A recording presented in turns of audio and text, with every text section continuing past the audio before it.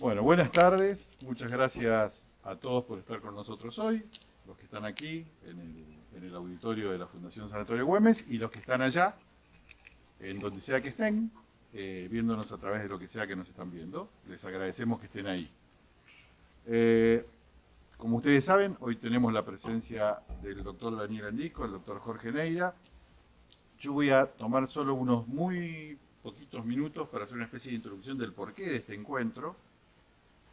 Y después vamos a escucharlos a ellos y finalmente vamos a tener un espacio para hacer preguntas o intervenciones, por lo menos del público presente. La inquietud de reunirnos hoy con este tema tiene que ver con algunos cambios que se han producido, obviamente, en el escenario mundial. Por ejemplo, que no anda el control remoto. A esta no le podemos echar la culpa a Ucrania del control remoto. Ahí está. Este, para los mayores de 50, hemos vuelto a una situación mundial en la cual reaparece un fantasma que queríamos perdido en la historia, que es el fantasma de la confrontación atómica. Un resabio, un viejo y mal recuerdo de la época de la Guerra Fría que muchos sentíamos desde hace tiempo que ya no existía más entre nosotros. Esto está hoy instalado en la realidad a partir de la crisis por la invasión ucraniana. Porque tenemos un problema con el alcance. Ahí está. Hay, respecto del escenario que se plantea desde el punto de vista del temor nuclear o lo que se llamaba en una época el terror nuclear o la amenaza nuclear, hay algunas situaciones bastante características. Uno piensa en la posibilidad de que sean utilizadas armas nucleares, algo vamos a decir de esto. Esta carta ha sido echada en la mesa de la geopolítica mundial en estas semanas recientes, está latente la amenaza del uso de armas, pero de armas misiles y con distintas formas. Hoy va a ser una charla de índole sanitaria, no vamos a hablar de temas de defensa ni de geopolítica ni nada de eso, pero sabemos que están las famosas bombas atómicas en distintos vectores que pueden ser lanzados desde el mar, desde el aire, desde tierra, etcétera, etcétera. Pero también hay otro riesgo que lo tenemos muy claro a partir de los eventos de Ucrania, que es la posibilidad de que se produzcan incidentes en plantas nucleares vinculadas con la actividad militar. De hecho, hubo en Chernóbil una alerta muy fuerte porque fue una zona bombardeada. Después tuvimos una alerta muy fuerte porque había un corte de suministro eléctrico y parece ser que esto creaba algún tipo de riesgo de recalentamiento. A lo mejor estoy diciendo una barbaridad, pero el doctor Andisco nos corregirá. Y la noticia de hoy es que aparentemente han evacuado una zona con altísimos niveles de radioactividad que estaba ocupada por los rusos, con una cantidad importante de soldados con sintomatología de contaminación radioactiva. Ya ayer se estaba hablando de una nube de polvo que se levantaba por el tránsito de los vehículos en esa zona muy restringida de Chernóbil. Y también tuvimos noticias bastante dramáticas de otra estación muy grande nuclear, que es Zaporizhia. Disculpen mi ucraniano que no es muy bueno. Y desde la perspectiva del terrorismo, de la amenaza nuclear, están las famosas bombas sucias, que bueno, es un temor que en realidad está latente en el mundo desde hace muchos años, sobre todo después de la caída de la cortina de hierro, con la pérdida del control aparentemente de algunos componentes nucleares y la posibilidad de que sean manejados por grupos terroristas. Como sea, la cosa está sobre la mesa. Estamos buscando que las ondas atómicas... Armas nucleares, esto es lo que hay más o menos en el mundo. Cuando hablamos de disponibilidad de armas nucleares, hablamos de miles de cabezas nucleares disponibles. Por supuesto, la mayor cantidad las tiene justamente Estados Unidos y Rusia, pero no son los únicos países con poderío nuclear. Y como ven, no son los únicos con poderío nuclear que pudieran estar involucrados en un conflicto como el que se está planteando en Europa. ¿Se apagó? Ahí está. Respecto de centrales nucleares, la otra fuente de incidentes, acá tenemos Chernóbil, tenemos Zaporizhia.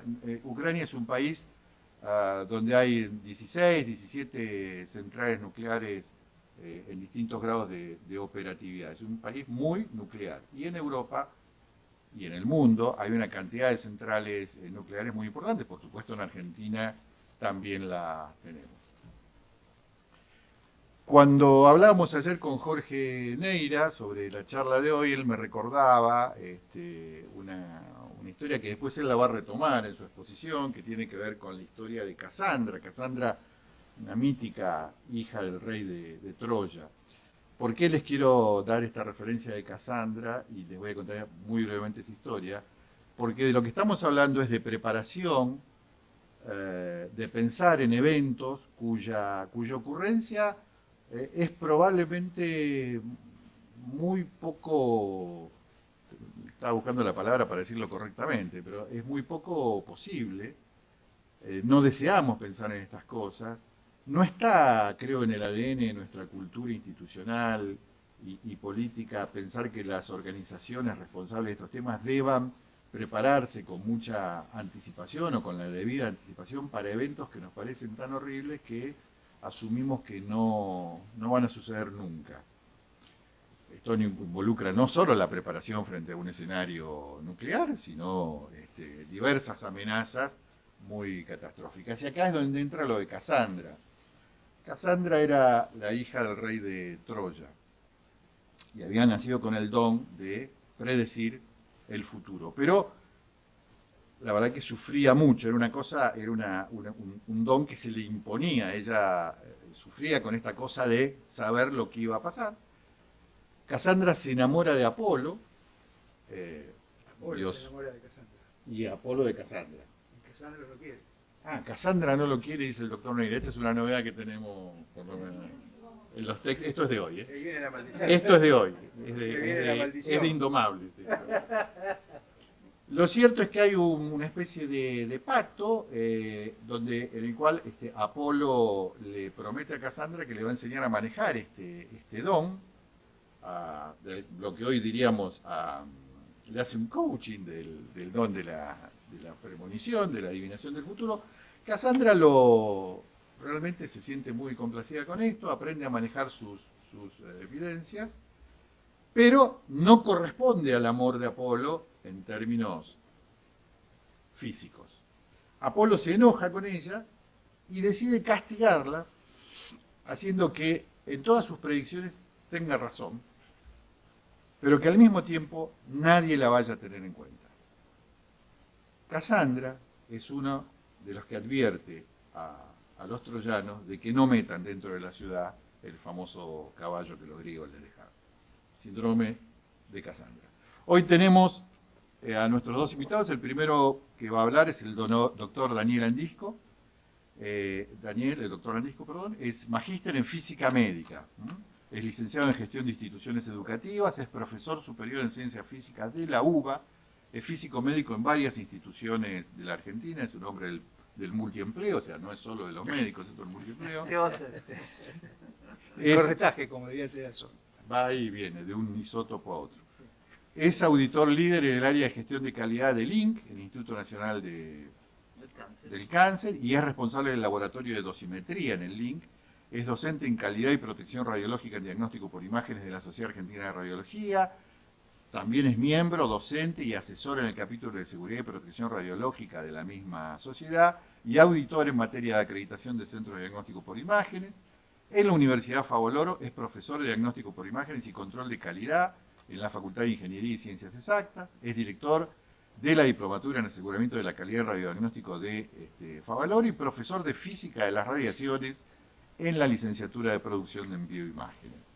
Es además docente experto de la IAEA, la International Agency of Atomic Energy, que acento el mío, y colaborador del proyecto en protección radiológica del paciente en la IAEA también, y es socio fundador y director de Quality Quest Argentina, que es una consultora en gestión de calidad.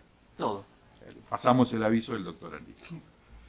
Y Jorge Neira, el doctor Jorge Neira es médico intensivista, es miembro de número de la Academia Nacional de Medicina, es miembro correspondiente de la Academia de Ciencias Médicas de Córdoba, es presidente del Consejo de Certificación de Profesionales Médicos de la Academia Nacional de Medicina, es Fellow del American College of Critical Care Medicine, es Fellow de la American Association of the Surgery of Trauma, Es presidente de la Fundación Trauma en Argentina, es expresidente de la Sociedad Argentina de Terapia Intensiva, de la Sociedad Panamericana de Trauma y de la Sociedad Argentina de Medicina y Cirugía del Trauma, que nosotros conocemos como la SAMCT.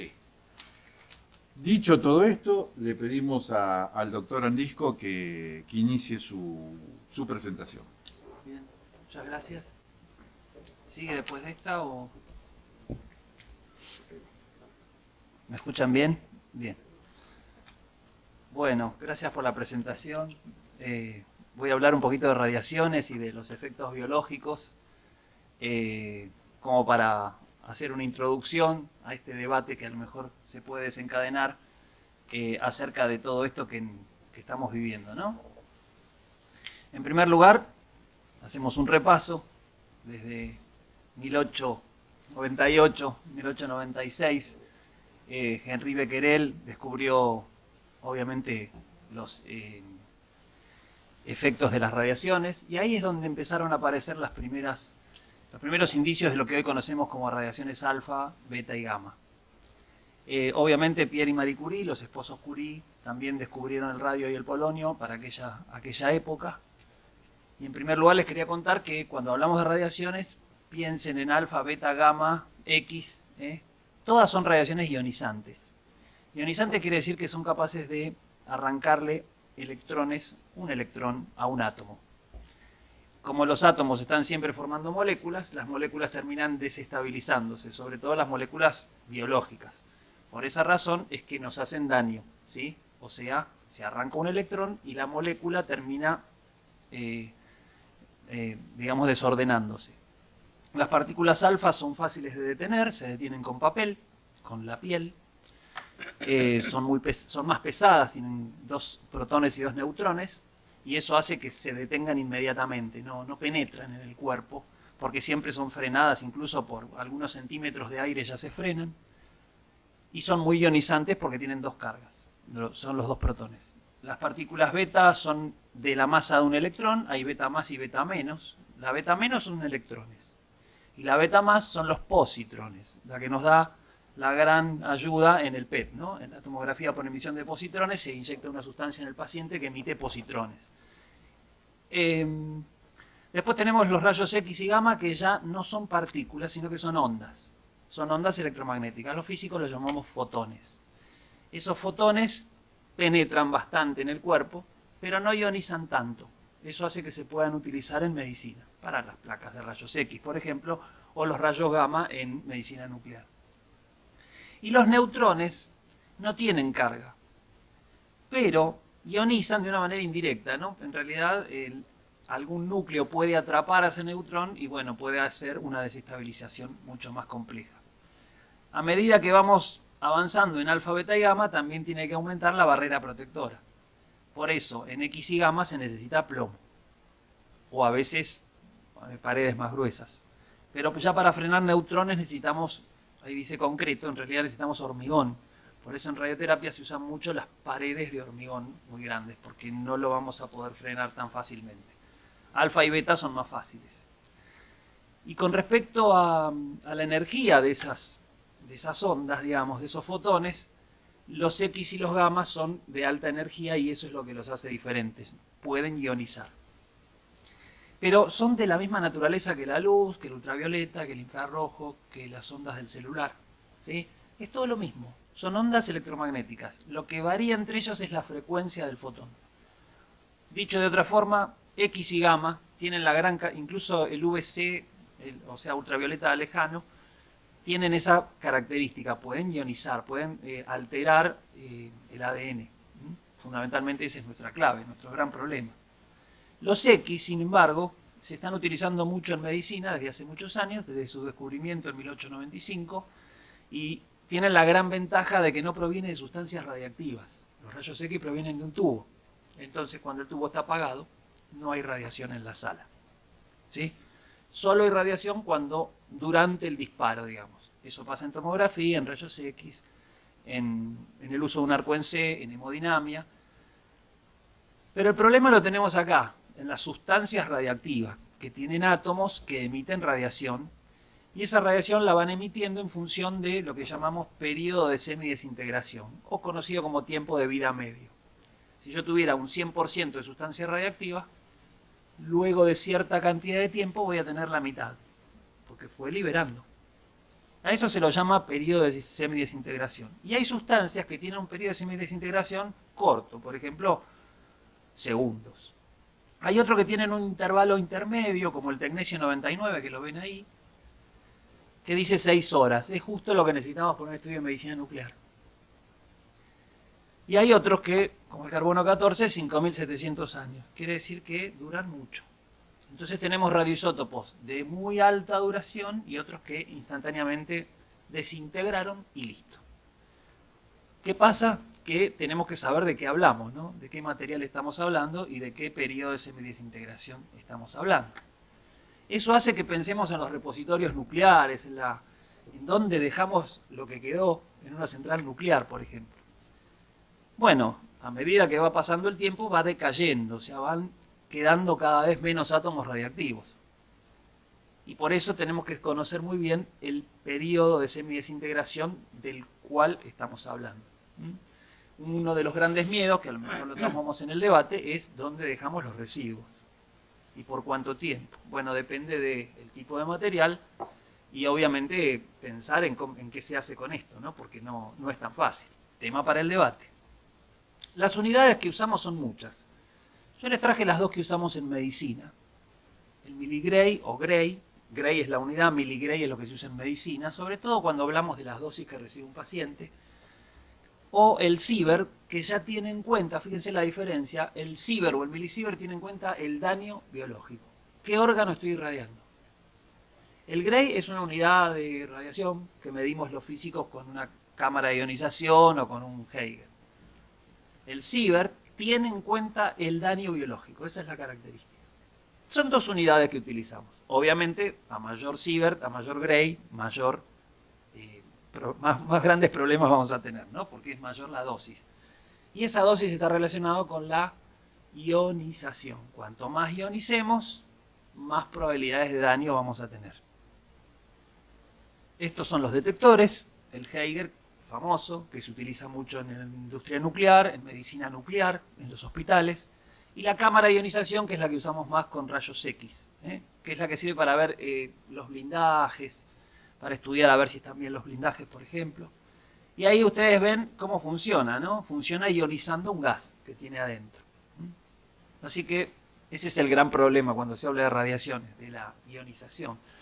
Pero el ser humano está preparado para vivir con radiaciones. De hecho, recibimos entre 1 y 3 milisievert por año de radiación natural, le llamamos. 2,4 es lo que recibimos naturalmente y 2,7 es lo que recibimos anualmente de manera de promedio, digamos. ¿Y de dónde lo recibimos? Una es del espacio, se llama radiación cósmica. Viene de arriba, no la podemos frenar. Otra es de los alimentos. Los alimentos tienen carbono 14, poquito, pero tienen sodio, digamos, toda la tabla periódica que conocemos, que sabemos que está formando moléculas en nuestros alimentos, siempre hay un componente que es radiactivo, pero es muy poco. Hablamos de milisievert. Recibimos de la Tierra, recibimos del material con el cual están hechas la habitación. De hecho, acá debe haber radón 222, que es radiactivo.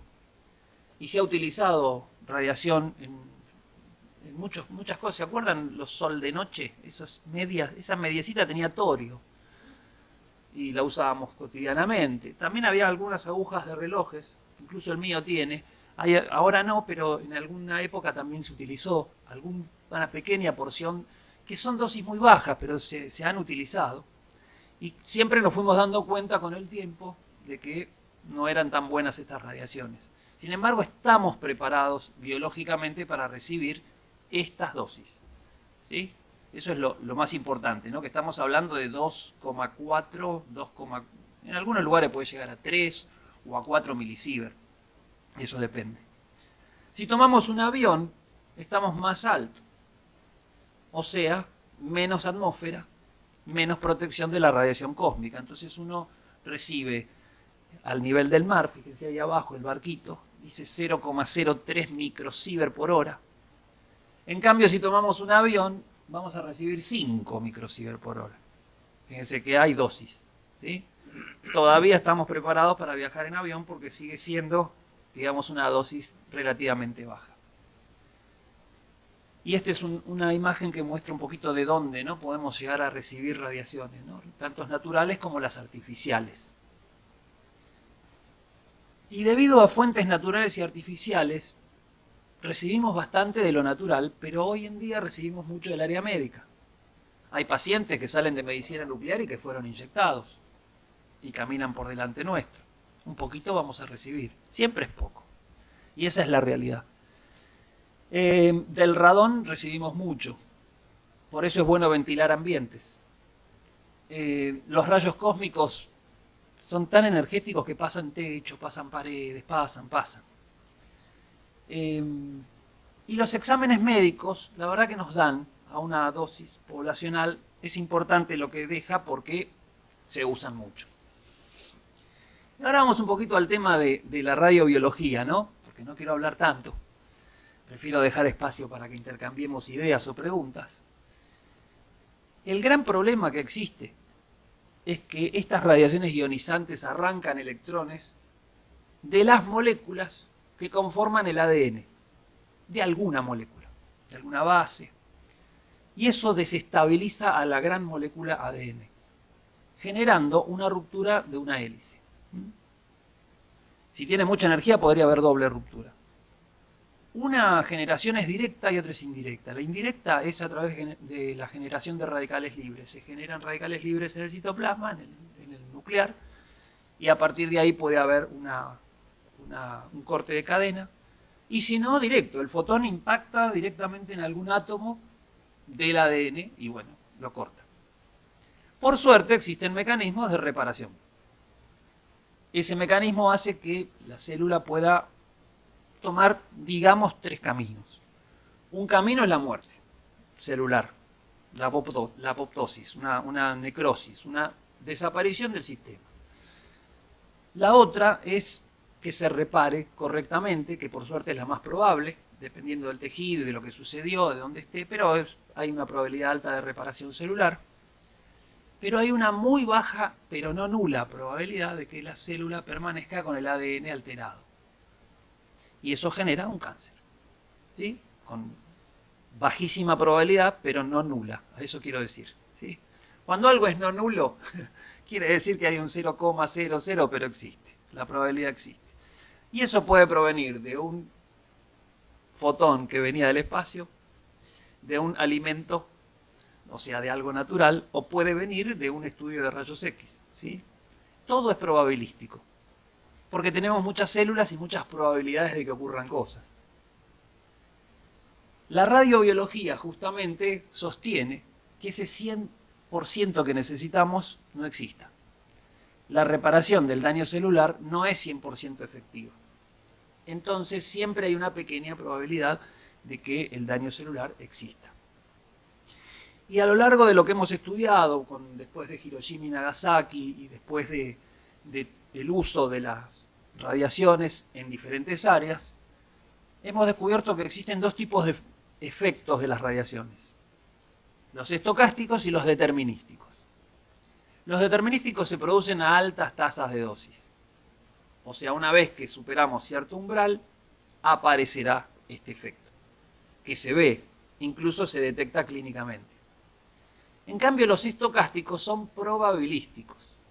Es decir, me saqué una placa de rayos, me puede pasar algo con la radiación y, a lo mejor, justo un fotón dañó una célula y justo esa célula no reparó bien su ADN y justo ese ADN mal reparado terminó en un cáncer. Bueno, la probabilidad es bajísima, pero no podemos decir que es nula. Esos son los estadísticos, los efectos estocásticos, los probabilísticos. ¿Y cuáles son los determinísticos? Los que realmente se pueden ver y detectar. Tenemos mucho para mostrar de efectos determinísticos. Vamos, ya va a andar. Estocástico. Este es estocástico. Un efecto estocástico, ven que dice que es la probabilidad, Depende de la dosis, en realidad. Cuanto más baja sea la dosis, menos probabilidad tengo. Pero a medida que voy subiendo esas dosis, la probabilidad va aumentando hasta que llego a una umbral. Si llegué a la umbral, entonces estoy en un determinístico. Siempre hay un pequeño número de células dañadas y no una enorme cantidad de tejidos.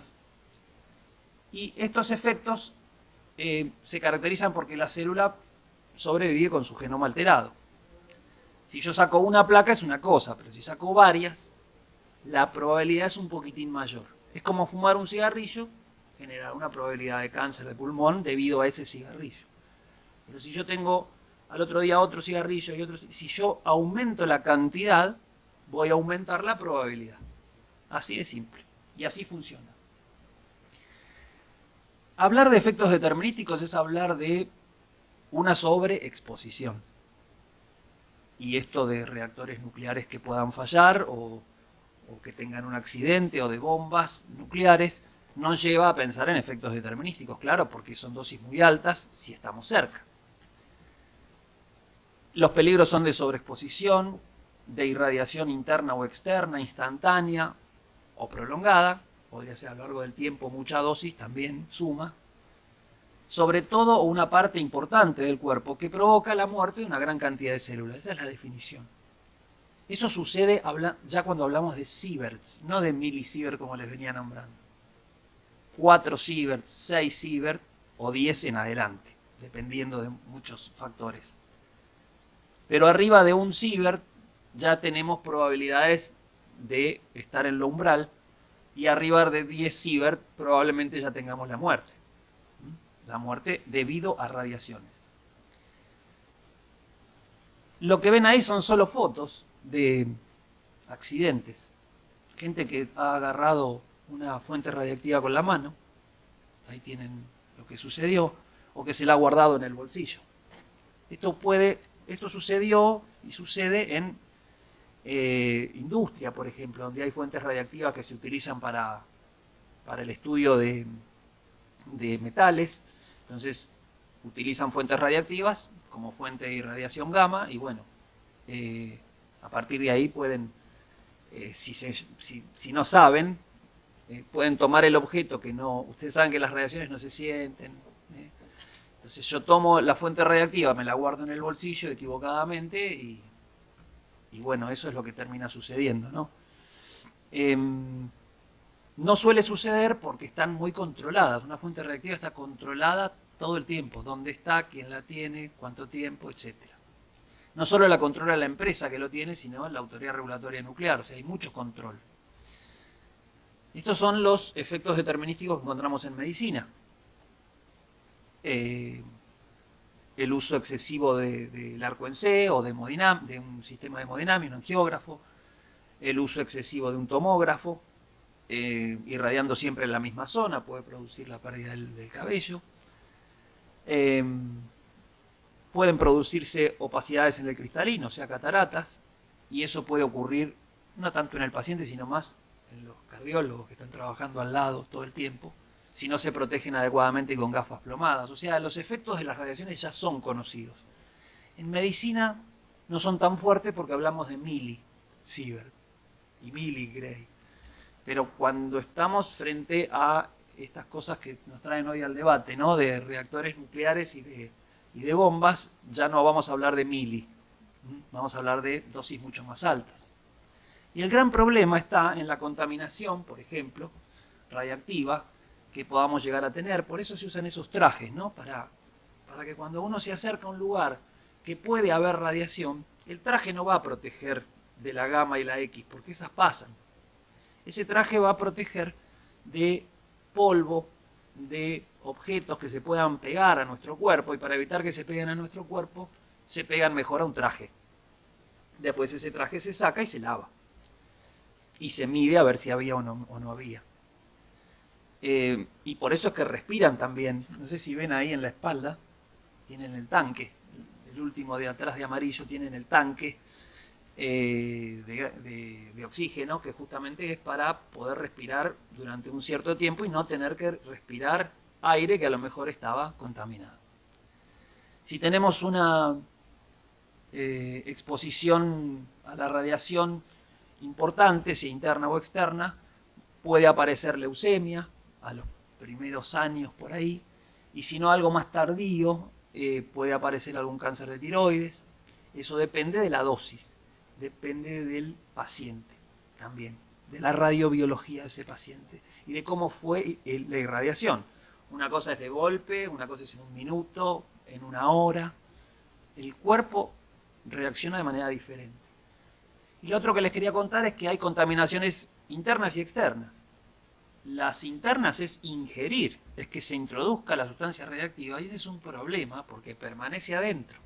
No se elimina tan fácilmente, depende qué sustancia sea.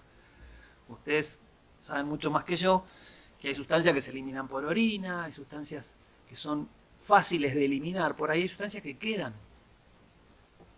Y estos son átomos que están emitiendo radiación. Por eso es que si existiera una contaminación interna, hay que analizarla mucho, hay que ver de qué se trata, y se necesitan detectores para saber dónde hay, qué radioisótopo se trata, etc. Las contaminaciones externas son, por lo general, radiaciones X y gamma. Entonces, sucedieron en ese momento y habría que tratar de frenarlas, simplemente. Y también puede haber depósitos de material radiactivo sobre la piel, hay que tratar de detectarlos, para eliminarlos también. Bueno, es bastante complejo. Si ustedes son médicos emergentólogos y saben que viene un paciente lleno de sustancias radiactivas, no cualquiera puede trabajar tan fácilmente. Primero hay que ver de cuánta dosis estamos hablando y de qué contaminaciones puede haber. Acá a lo mejor después el doctor les puede explicar un poco y nos metemos un poquito en ese tema. Si las dosis son muy altas, lo que suele aparecer, pero tienen que ser realmente muy altas, es el síndrome agudo de radiación, que se produce en general cuando los niveles son muy altos en un corto periodo de tiempo. Es una sobredosis de corta duración, hablamos de minutos o de segundos, corta duración, y a las horas ya empiezan a aparecer, a veces tardan más, los primeros síntomas: náuseas, vómitos, dolor de cabeza, diarrea, de todo. Es un deterioro muy rápido de los órganos, ¿sí? Puede haber convulsiones, el paciente empieza a sentirse mal y no para de sentirse mal, ¿sí? Es un problema importante y puede ocurrir con una sobredosis. No debería ocurrir en medicina en nuestros estudios tradicionales, porque ahí hablamos otra vez de milisievert y no de sievert. Los efectos en piel son muchos, sí aparecen a veces con bajas dosis, pero por lo general para poder tener un efecto determinístico en la piel se necesitan muchos milisievert o miligray, digamos, muchos. Realmente, fíjense, de 3 a 5 gray, que correspondería también a 3 a 5 milisievert si es de radiación de cuerpo entero, para que tengan idea, son valores importantes. Pero la alopecia aparece con 5 gray, o sea que no, la pérdida de hecho hay estudios de hemodinamia muy uso de angiógrafos en la cabeza, que yo he visto cuadrados así sin pelo, tengo fotos, en la espalda, cuando se hacen cateterismos. Es tanto el tiempo que uno está irradiando que puede llegar a aparecer este tipo de radiolesiones. Y para ir terminando y contando un poco de qué se trata todo esto, les quiero decir que en realidad la tecnología nuclear ha avanzado mucho en muchos aspectos, no solo en medicina, y ustedes saben que se pueden utilizar sustancias radiactivas en muchas áreas, de muchas formas, y todo tiene que estar controlado, porque son sustancias radiactivas. Ahí tienen algunos ejemplos. Yo me podría detener un poquito en los reactores nucleares, mejor dicho, en las centrales nucleares, ¿no? Porque un reactor nuclear es un sistema que puede ser utilizado en investigación o para generación de nuevos radioisótopos. En cambio, una central nuclear ya está más pensada en una generación de electricidad. Para eso tengo que explicarles un fenómeno, como para empezar, que se llama fisión nuclear. Se llama fisión a la división de un núcleo. No todos los núcleos son fisionables, pero por lo general, nuestro ejemplo más clásico es el uranio. El uranio 235 quiere decir que tiene 235 nucleones. Entre protones y neutrones tiene 235. Si llegara a pasar justo un neutrón al lado del núcleo, el núcleo lo toma. Tiene que ser un neutrón lento, se lo llama moderado. O sea, no, un neutrón rápido pasa, no sigue de largo. Si queremos tener una fisión nuclear, el neutrón tiene que ser moderado. El núcleo lo toma y en vez de uranio 235 tenemos uranio 236, porque tomó un nucleón. El 236 se fisiona. Y cuando se fisiona, fíjense, tiene kriptón 91 para un lado, bario 142 para otro, y ahí aparecen 3 neutrones. Esos 3 neutroncitos son los responsables de que nosotros podamos llegar a tener una reacción en cadena. Depende de cómo usemos esta fisión, nos puede generar un efecto beneficioso o un efecto malvado. Si la fisión nuclear no la controlamos, lo que tenemos es obviamente una reacción en cadena. Y con este sistema se puede fabricar una bomba, obviamente, con material fisionable, que si uno no frena esos neutrones de ninguna manera, un neutrón es atrapado por el átomo de al lado, se fisiona, el otro neutrón es atrapado por el de al lado, se fisiona, y todo eso ocurre en milésimas de segundo. O sea, explota.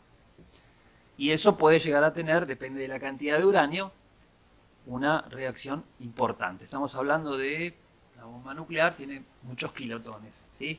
40, 30, 15, no me acuerdo, pero son muchos. Y esto trae efectos devastadores como cualquier explosión, en realidad. Entonces, cuando uno habla de una bomba nuclear, no tiene que pensar solo en la radiación, sino también tiene que pensar en que eso es una elevación muy grande de la temperatura en un punto, de millones de grados. Y eso hace una típica explosión, como en cualquier lugar. Entonces vamos a tener 2 efectos, un efecto térmico, un efecto explosivo, de explosión propiamente dicho, y radiación emitida, que se emite de 2 formas, X y gamma, ¿no? Más gamma, saliendo de ese núcleo, de ese epicentro, que lo podemos llamar isocentro, y después una nube, la gran nube que se eleva, que todo el mundo conoce como el hongo nuclear, que ahí tienen una imagen, que lleva sustancias radiactivas. Son pequeños granitos de polvo que se levanta en la atmósfera y que es radiactivo. Y la atmósfera se va a encargar de desparramarlo por acción natural. Entonces vamos a tener sustancias radiactivas dispersas por todos lados que empieza a caer luego de unos cuantos kilómetros. Y cuando cae, contamina donde caiga. Contamina las plantas, contamina los árboles, la comida de los animales y a los animales y al hombre. Entonces, hay muchos problemas con esto, porque lo primero que hay que hacer es evacuar. Por eso es que en el último accidente que existió en Fukushima, por ejemplo, una de las cosas que hicieron rápido y bien fue la evacuación. Justamente porque evacuar ayuda a que todo esto disminuya la cantidad de problemas en los seres humanos, ¿no? Esto muestra en Hiroshima cómo fue el radio, ¿no? La cantidad de metros y kilómetros que uno puede, al principio, los lugares más cercanos al lugar donde es el epicentro es muy grande, es el daño. Fíjense que el color amarillo creo que era, muestra los edificios destruidos, ¿no? Hasta dónde llegaron edificios destruidos. Son kilómetros de una gran explosión. Eso lo hace el fuego, no lo hace la radiación, ¿sí? También debe influir la radiación sin duda, pero el fuego, el calor. Y luego hacia afuera el calor no se sentirá tanto, ese aire, esa onda expansiva no se sentirá tanto a medida que me alejo en kilómetros, pero la radiación sí continúa, que también disminuye con el cuadrado de la distancia, pero está la nube encima. Bueno, eso es lo que trae tantos problemas. Con respecto a... Es un poco a modo introductorio lo que estoy hablando, obviamente. Bueno, ya va a arrancar, ahí está. ¿Qué pasa si yo pudiera controlar a esos neutrones como para evitar esa reacción en cadena.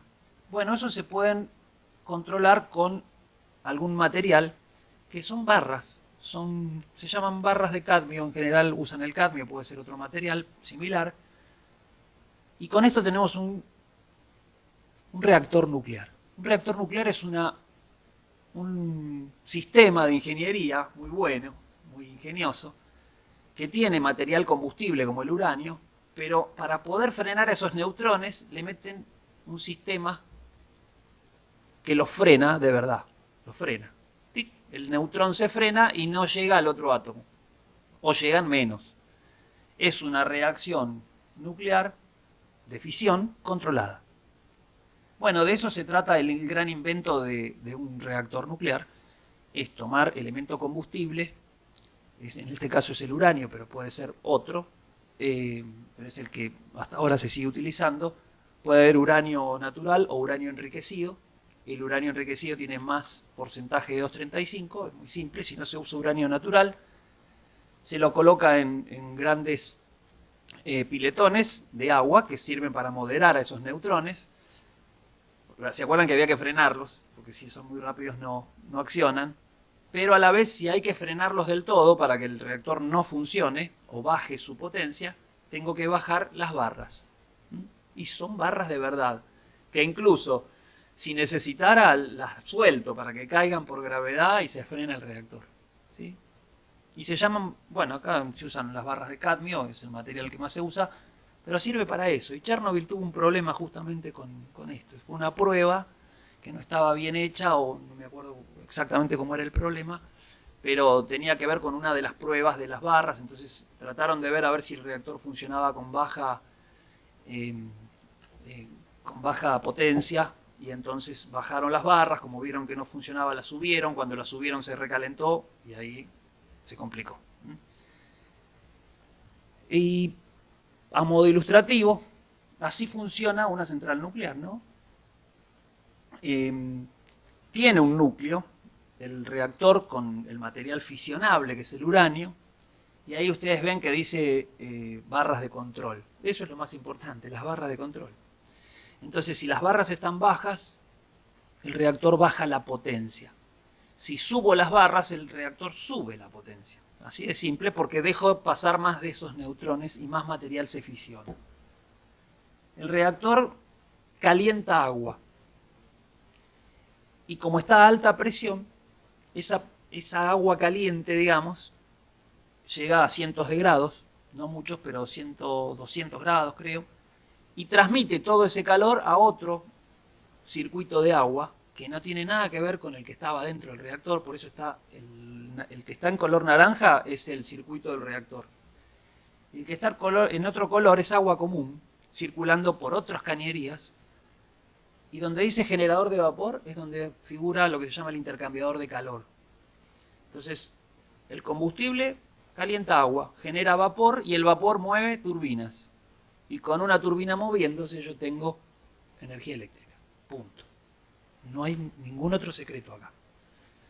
O sea, cualquiera diría, cualquiera es ingeniero nuclear. No, porque a esto hay que controlarlo. No todo el mundo piensa en la parte radiactiva. Hay que controlar todo, los materiales, los desgastes de los materiales. Hay que controlar los gases liberados. Hay que controlar la temperatura. Las temperaturas, todas. Y hay toda una parte de ingeniería eléctrica que está después, que es la generación eléctrica propiamente dicho. Por eso las centrales nucleares, fíjense que dice agua del lado del río, casi siempre se instalan cerca del río, o de un lugar donde haya agua, como Embalse Río Tercero o Atucha, que está cerca del río, justamente porque se necesita agua para que circule y enfríe. Para eso se usa solamente el agua. Bueno, también si fallara algo dentro de ese reactor, tenemos afuera son varias en realidad capas de protección, pero ahí figura dos palabritas que dicen estructura contenedora. Bueno, en el caso de que el reactor fallara, esa estructura de hormigón sostiene mucho cualquier tipo de accidente. Y yo he dado muchos cursos de esto, y solo para a modo de divulgación, porque no es mi especialidad un reactor nuclear, pero ni mucho menos, pero todo el mundo me pregunta y dice, ¿qué pasa si se cae un avión, si se cae un misil? ¿Qué pasa? Y imagínense lo que puede pasar. No, esa barrera protectora puede sostener mucho, pero hay cosas que a lo mejor no las sostienen, ¿sí? En todo esto de las centrales nucleares hay que hacer lo que se llaman intensos análisis de riesgos, pero no siempre uno tiene en cuenta todos los riesgos, y ahí están los grandes problemas, como pasó en Fukushima, que uno esperaba, ¿estaba preparada para un terremoto? Sí. ¿Estaba preparada para un tsunami? Sí, pero de 7,5 metros, no de 17, porque era impensable que existiera, y existió. Entonces, ¿y se puede caer un meteorito en una central nuclear? Claro que puede caer un meteorito, sí, como puede caernos en el obelisco también, ¿sí? Por eso es que, y ahora va el debate, y lo abrimos, me parece, después de que hable el doctor, muchas cosas pueden pasar, pero no le tengamos miedo a solo la radiación. Acá hay muchas cosas que se tienen que tener en cuenta, digamos, cuando uno habla de la seguridad de la gente. Bueno, ese es el último ejemplito que les quería dar. Muchas veces nos asustamos de lo que emiten las centrales nucleares. La central nuclear emite vapor de agua, nada complicado. Sí hay que hacer controles del vapor, del agua, del tritio que existe en el agua cercana, etc. Básicamente es esto. En Francia existen muchas centrales nucleares y Francia tiene el territorio de la provincia de Buenos Aires. No sé si son 50 o 60, ya me perdí. Tiene muchas. Estados Unidos tiene muchas centrales nucleares. Hay muchos lugares en el mundo con centrales nucleares. Es una forma de obtener electricidad en discusión también, porque tampoco es que nos da un gran porcentaje. En Argentina creo que está en el orden del 5% de la electricidad. En el mundo está en un 20%. No es que es un gran aporte, pero se tiene en cuenta porque por lo menos no daña el medio ambiente con el dióxido de carbono. Pero bueno, uno tiene siempre el gran miedo de las fuentes radiactivas. Bueno, hasta aquí mi presentación. Les quería contar que todo esto está controlado, regulado, vigilado por el Organismo Internacional de la Energía Atómica, que lo traje a modo de comentario. El actual director general del organismo es un argentino, es el doctor Grossi, que bueno, que trabaja mucho en la parte diplomática y la verdad que ahora está con mucho trabajo porque, bueno, está con todo este problema. También nos controla y nos ayuda la Comisión Nacional de Energía Atómica, donde existen expertos en estos temas que, si quieren ahondar, yo traje una introducción, obviamente, pero podemos charlar. Y la Autoridad Regulatoria Nuclear, que es la entidad responsable de la regulación, de mantener las habilitaciones, de controlar las fuentes radiactivas, de controlar los permisos para trabajar con fuentes radiactivas, etc. Quiere decir que tampoco estamos a la buena de que mañana construimos una central nuclear y listo. No es tan fácil. Bueno, nada más. Muchas gracias.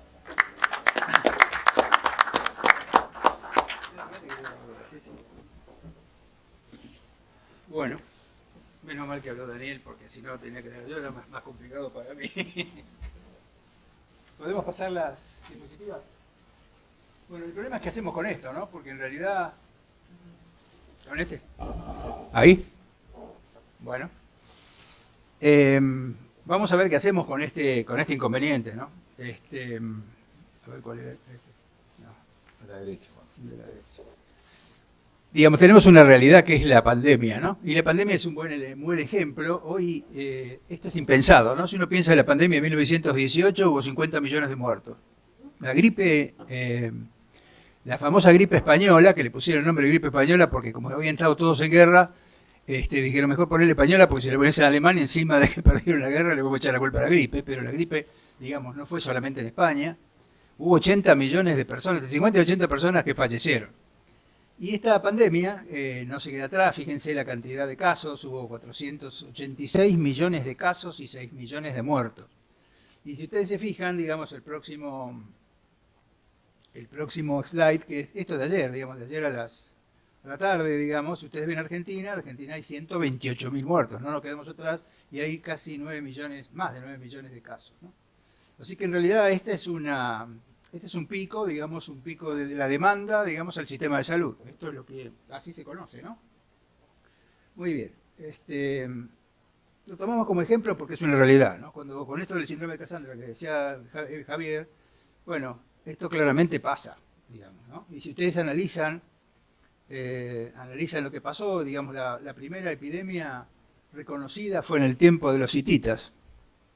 El tiempo de los hititas 1330 a.C.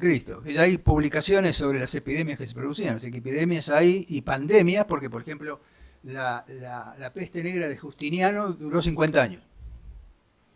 Claro, ustedes dicen época Justiniano, ¿no? Pero después la de 1340, la famosa gripe, la famosa peste europea, digamos, que como decíamos hoy con Mario, tardó 8 años en llegar desde el sudeste de Asia hasta Europa, porque venía por los barcos.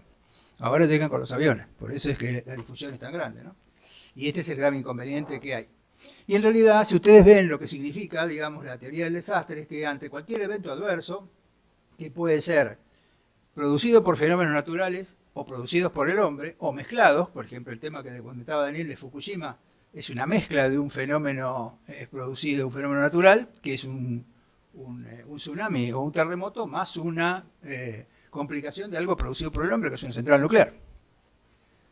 Eso tiene que ver justamente con la capacidad de respuesta que la comunidad tiene. Y entonces la diferencia entre una emergencia y un desastre es que en la emergencia el recurso local es suficiente para contenerlo, y en el otro es que hay que generar, digamos, un incremento de la capacidad de respuesta local. Eso es una situación de desastre. Después vamos a ver que Peter Safar tiene otra definición más que también viene a lo que estamos hablando.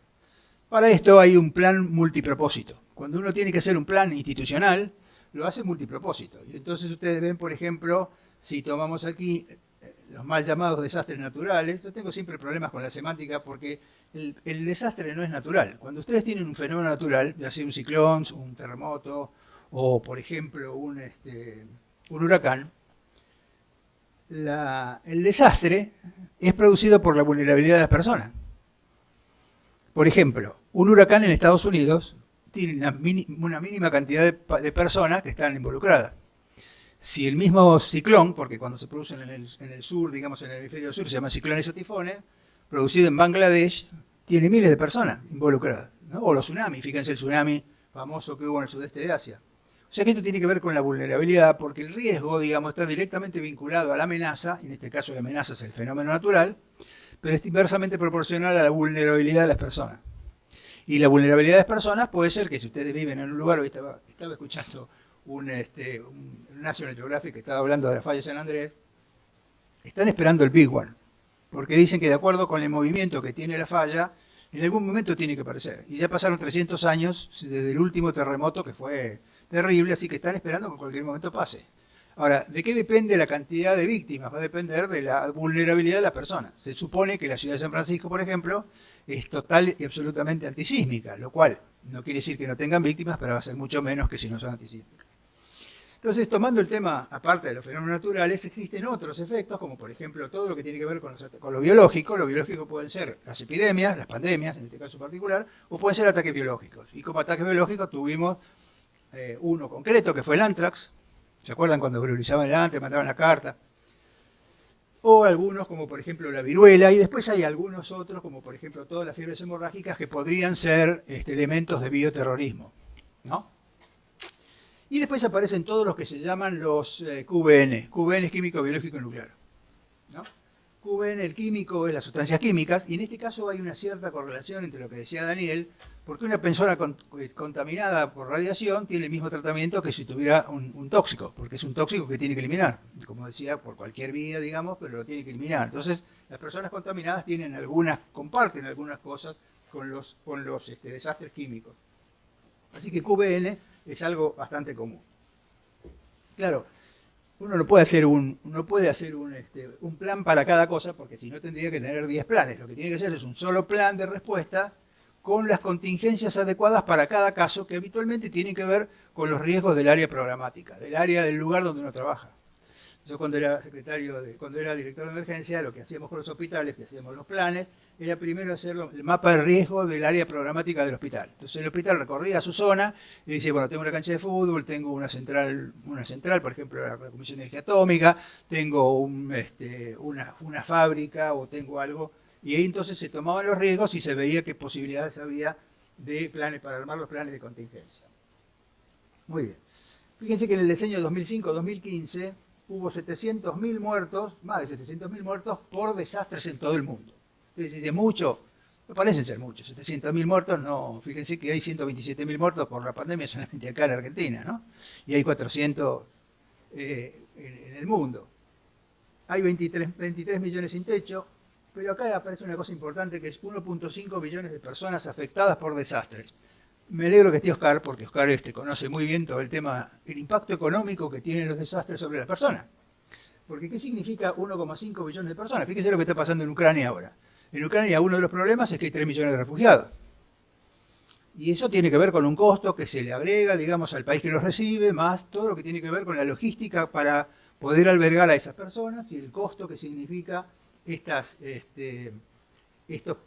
desastres. Y fíjense que ¿quiénes son las personas vulnerables? Mujeres, niños y personas en situación vulnerable. Fíjense que la exposición de personas y bienes aumentó más rápido que la disminución de la vulnerabilidad. Y este es un tema que es importante. Si uno no trabaja en disminuir la vulnerabilidad, esto sigue aumentando, ¿no? Y hay algo que me parece que es muy importante, que es este concepto, que es que los países de bajos y medianos ingresos tienen una mortalidad y unas pérdidas económicas desproporcionadamente altas. Por ejemplo, cuando ustedes analizan el trauma, el impacto del trauma en costos, supónganse, es más o menos el 3% del PBI para los países. Ahora, para los países desarrollados es el 1% del PBI. Y para los países en vías de desarrollo es el 5% del PBI. Eso simplemente por algo que se puede prevenir, ¿no? O sea que en realidad estos costos son costos previsibles y prevenibles y por lo tanto se pueden trabajar. Justamente a partir de eso es que, siguiendo el marco anterior de Hyogo, que fue de 2005 a 2015, se hizo el protocolo de Sendai, que fíjense, de reducción de riesgos de desastre 2015 a 2030.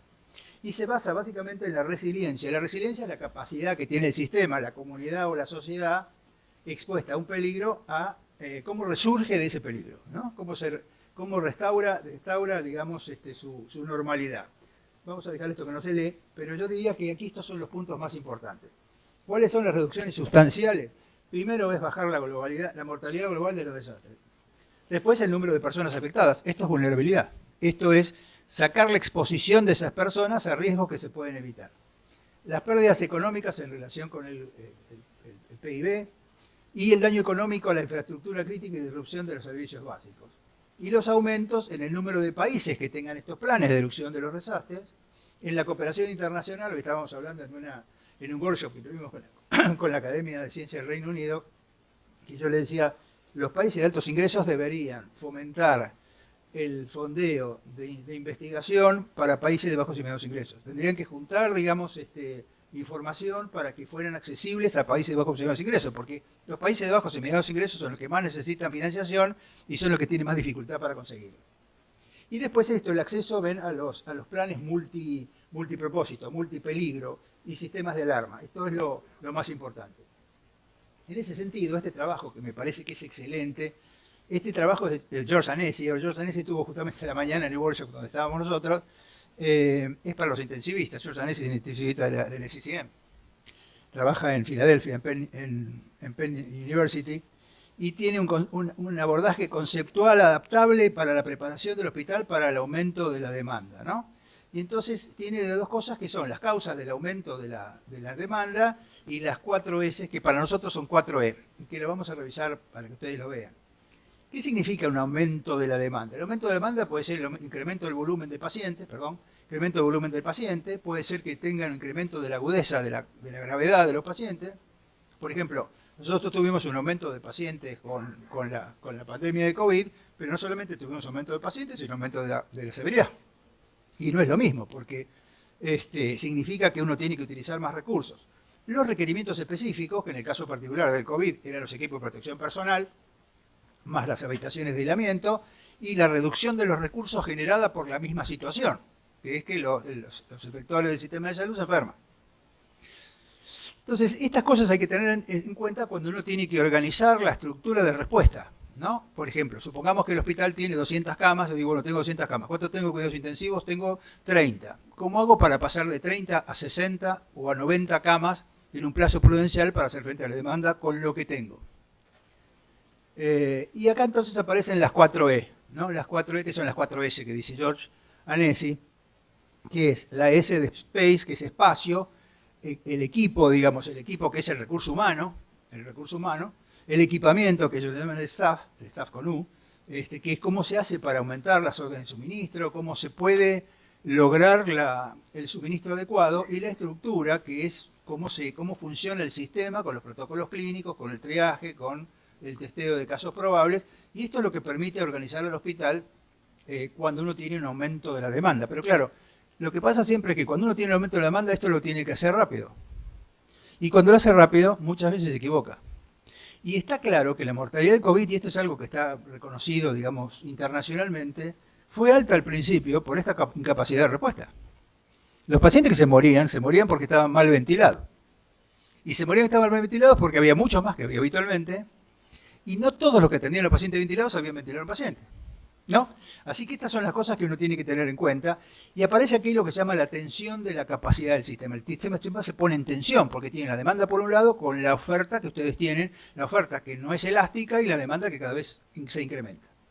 Y entonces es un concepto clínico, como dice aquí, que describe la amenaza a la capacidad de disponer de una unidad de atención determinada para proveer una atención médica de alta calidad. Cuando tiene un paciente, le da la máxima calidad a ese paciente. Cuando tiene muchos pacientes, ¿qué hace? Entonces aparece un concepto en medicina de desastre que se llama lo mejor para la mayoría. ¿Cómo le aseguro la mejor atención a la mayoría de los pacientes con los recursos que tengo? Entonces acá hay un tema que tiene que ver con el recurso y la capacidad que yo tengo de aumentar el recurso, tecnológico y humano. Y esto es algo que pasó, digamos, porque de pronto había mucha cantidad de pacientes, se necesitaban muchos tratamientos y había menos recursos porque el recurso estaba involucrado en la situación por la infección del recurso humano. Entonces, no quiere pasar. Ahí está. Bueno, esto es lo que es la situación habitual de un sistema de salud, ¿no? Usted tiene una cantidad de casos, esa variación de la cantidad de casos, ¿a qué puede depender? Usted tiene un departamento de emergencia, por ejemplo, como acá, ¿y de qué depende eso? Eso depende, por ejemplo, los fines de semana, que hay más gente que los días de semana, o, por ejemplo, estacionalmente, porque en la época de enfermedades infecciosas en el invierno hay más gente que viene por enfermedades infecciosas. Esto es lo que se llama la situación habitual. Esta es una situación de estrés, casi le diría crónico, ¿no? Que es que uno tenga mayor cantidad de demanda que lo que tengo de recursos. Entonces usted, por ejemplo, tienen para atender 100 pacientes, vienen 150. Y vienen 150 el primer día, el segundo día, el tercer día, y usted siempre tiene capacidad para 100, y esto es algo que uno tiene que tener en cuenta. Y después aparece lo que se llama si es que puede,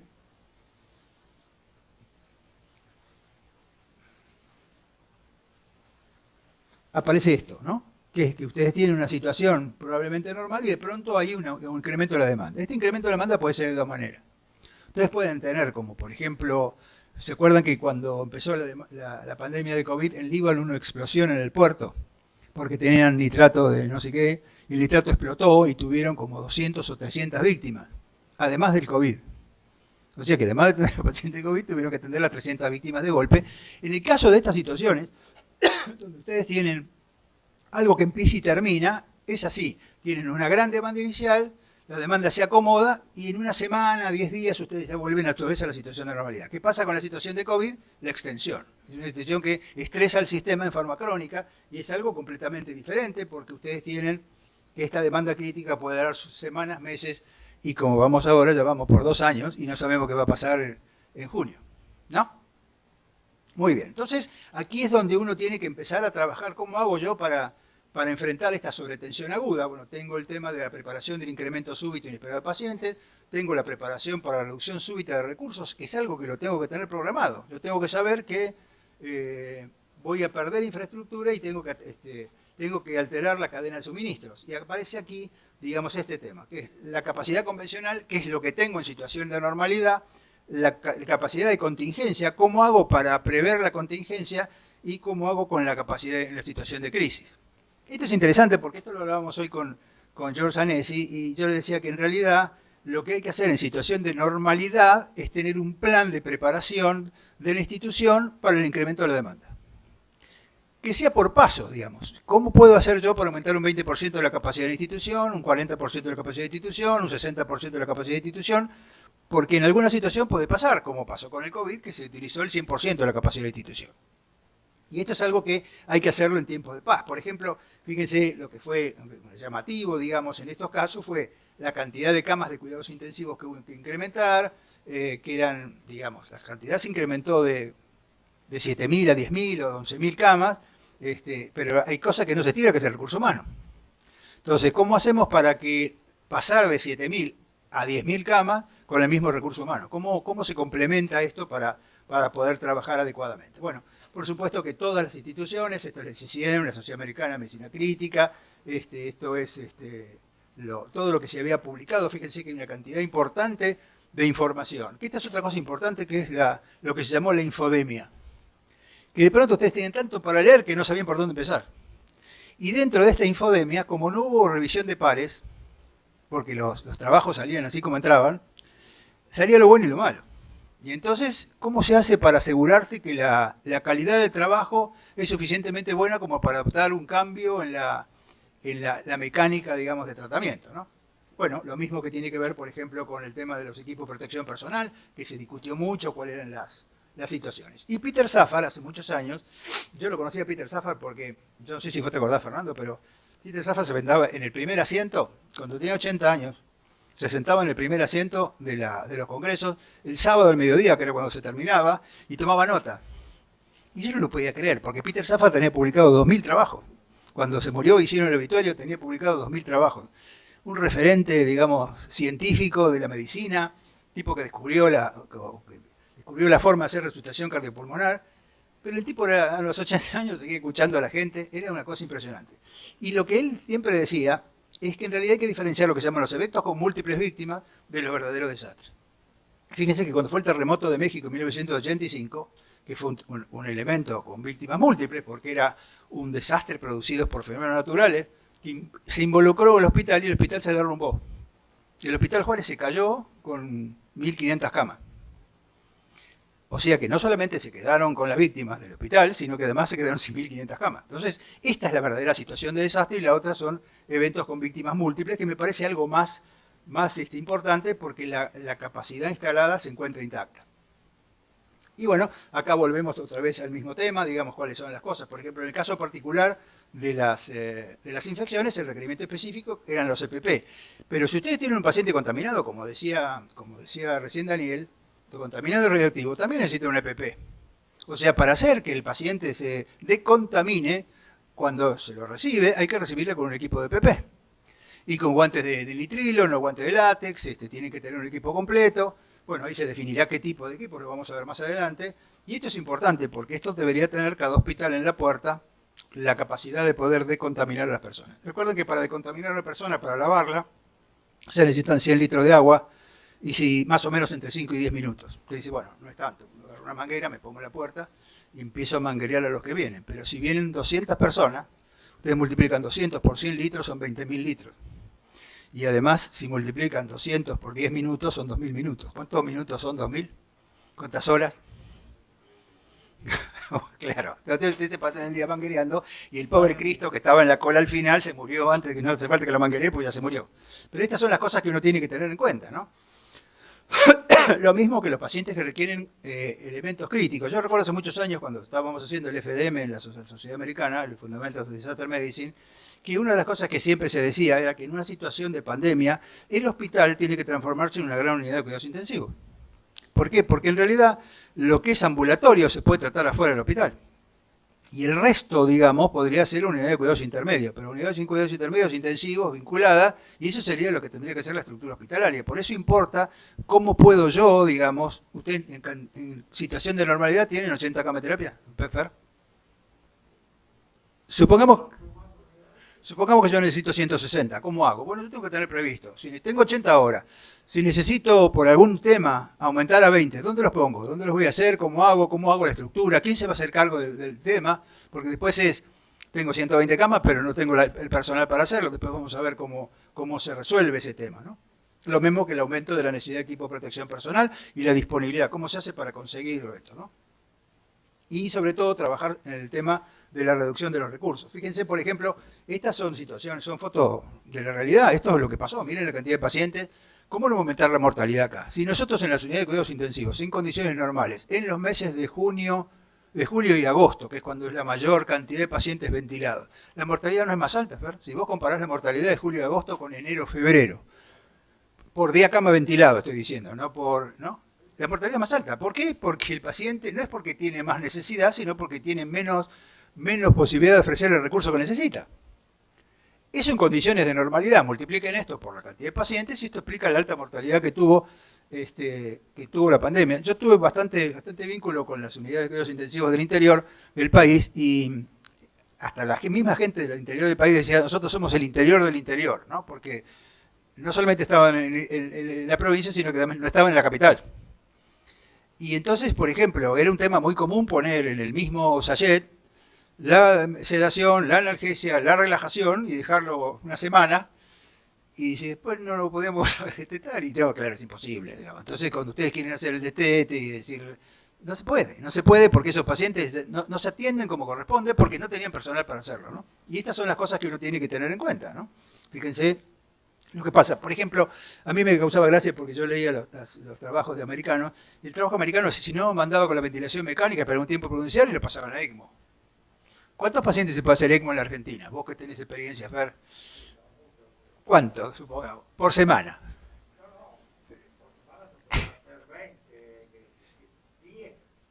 5. Bueno, pero te das cuenta. Pero a eso voy. Es un tema de logística. Es un tema de acceso al recurso. Entonces uno dice, bueno, no hablemos de ECMO en la Argentina, porque si no le generan a la gente que está trabajando una situación que después no puede resolver. Porque después dice, bueno, no, a este paciente que le hagan ECMO, sí, y después te lo va a ir a buscar, quién te lo va a ir a buscar, dónde lo van a hacer, cuántos centros habilitados hay, cuántos centros tienen experiencia, y esta es un poco la diferencia, ¿no? Esto es interesante, ¿esto saben qué es? A ver si encuentro la... ¿Saben qué es esto? Esto es un auditorio.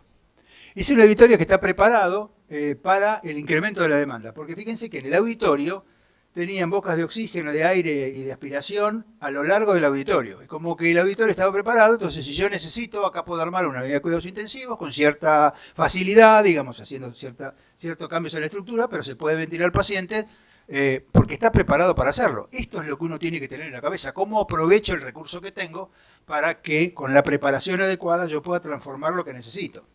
Y lo mismo pasa con los equipos de protección personal. ¿Cuáles son los equipos que se necesitan? Hubo de todo, digamos, hubo gente que hasta utilizó equipos con ventilación autónoma, ¿no es cierto? Que esto era una recomendación cuando fue lo del SARS. ¿Vos te acordás cuando vino Tim Stewart? Que ellos usaban los equipos respiratorios autónomos, que en realidad después no fue necesario. Pero estas son cosas que se discuten, y acuérdense al principio que era un problema, porque la gente tenía que atender a los pacientes y dice, no, si a mí no me dan un equipo de respiratorio autónomo no entro. Y estas son cosas atendibles, ¿no? Por suerte empezaron a aparecer normativas. El tema de las normativas es la cantidad de normativas que hubo. Y qué cantidad de tratamientos que fueron desechados, ¿no?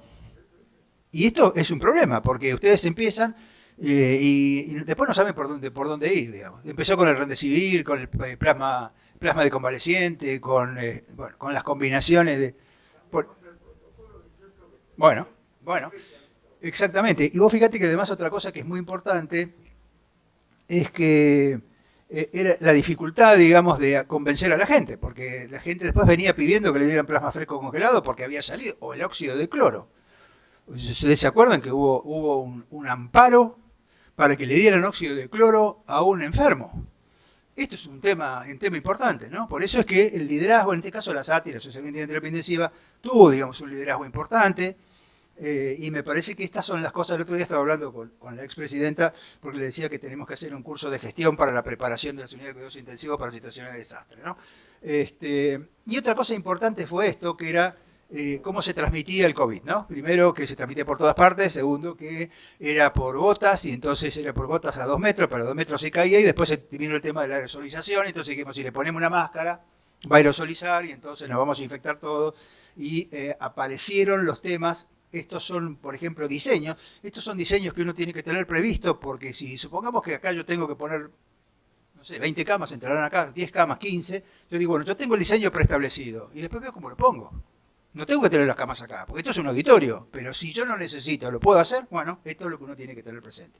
Y después el tema de la presión del aire, ¿no? La presión negativa, bueno, estas son cosas importantes porque en realidad, ¿cuántas instituciones tienen áreas de presión positiva y negativa para trabajar con los pacientes?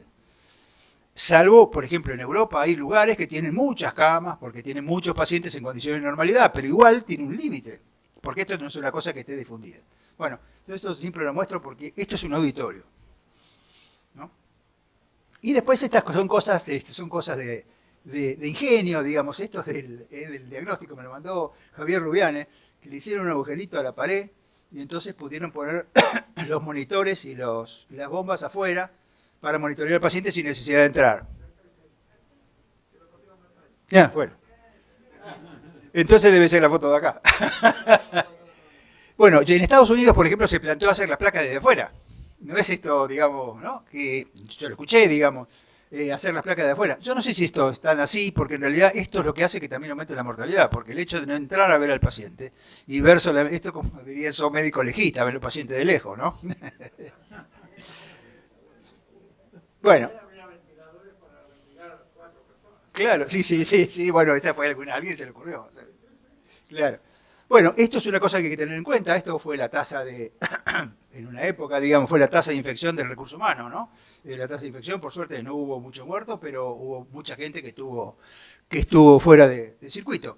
Y esto es algo que nosotros fuimos preparando de acuerdo con las 4E que habíamos hablado, que es cómo se aumenta el recurso humano, ¿no? Por ejemplo, si yo tengo que poner acá 20 camas de cuidados intensivos y tengo la cantidad de intensivistas que tiene Fernando ahora, ¿quién va a manejar estas 20 camas? Entonces... Pero fíjense que una cosa interesante es que si yo puedo entrenar a un médico no intensivista para que colabore con un médico intensivista, tanto médico, enfermero, kinesiólogo, yo puedo hacer que un médico intensivista con 4 médicos no intensivistas vean 24 pacientes. Así que un paciente puede ver 24, un médico intensivista puede ver 24 pacientes con la asistencia de esos 4 médicos. Ahora, ¿qué tienen que saber esos 4 médicos? Primero que tienen que saber el lenguaje. ¿Qué significa lo que le dice el intensivista? Porque si no entiende lo que le dice, entonces hay que darle un entrenamiento particular para que sepa qué es lo que tiene que hacer y cómo se hacen las cosas. Y lo mismo pasa, fíjense, con los enfermeros y lo mismo pasa con los kinesiólogos. Esto lo hicimos, este es lo que publicamos en el ministerio, ¿te acordás? Que hicimos la reunión entre los viejos presidentes y los presidentes actuales de la sociedad y quedamos con esas opciones, que son opciones que uno tiene que tener en cuenta de acuerdo al recurso que tiene. Si tiene residentes, si no tiene residentes, si tiene más enfermeros, si tiene menos enfermeros, cuántos kinesiólogos, exactamente igual. Nosotros desde la fundación lo que hicimos fue hacer un curso online de cómo capacitar médicos, enfermeros y kinesiólogos no intensivistas en un curso corto. Un curso corto era de 6 horas, un curso online que se podía hacer, nadie lo hizo en 6 horas porque nadie tenía tiempo, pero la mayoría de la gente lo hizo alrededor de la semana. Le tomó una semana hacer el curso y aprobar, digamos, todos los pasos, que en realidad era simplemente ponerle al día cómo eran los equipos de protección personal, cómo se ventilaba un paciente para que entendiera cómo se ventilara, no para que lo ventilara él, sino para que fuera supervisado por un intensivista, pero que entendiera cómo era la atención de los adultos, cómo era la atención pediátrica y cómo deberían ser los equipos de protección personal. Esto era básicamente el curso.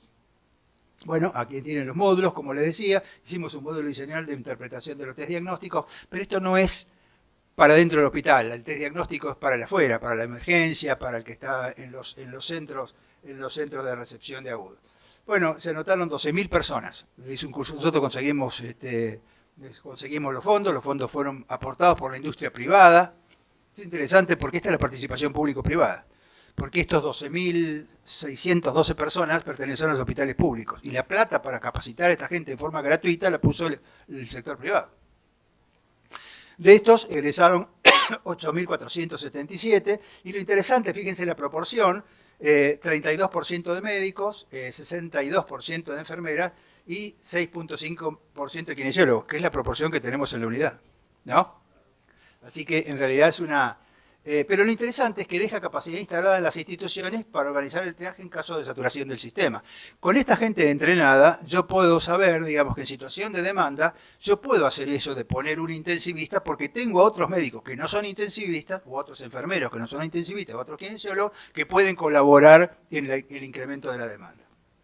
Bueno, por eso tiene que ver con planificación y liderazgo. Por supuesto que el liderazgo es sumamente importante, porque tiene que haber un comando centralizado de incidente. Esto no se maneja solo, tiene que haber orden en cómo se maneja el incidente, y esto es el plan.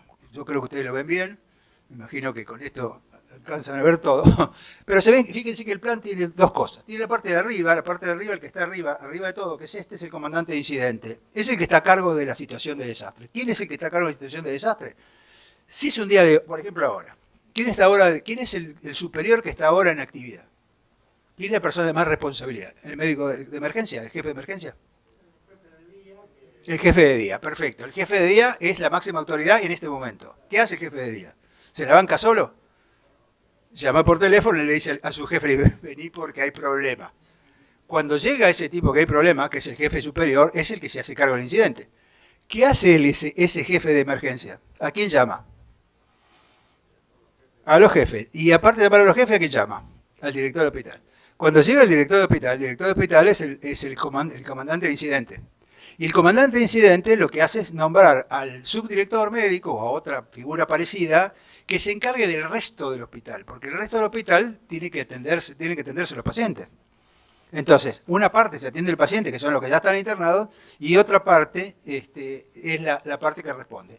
Y todo este organigrama, que tiene que ver básicamente con la complejidad institucional, tiene 4 patas.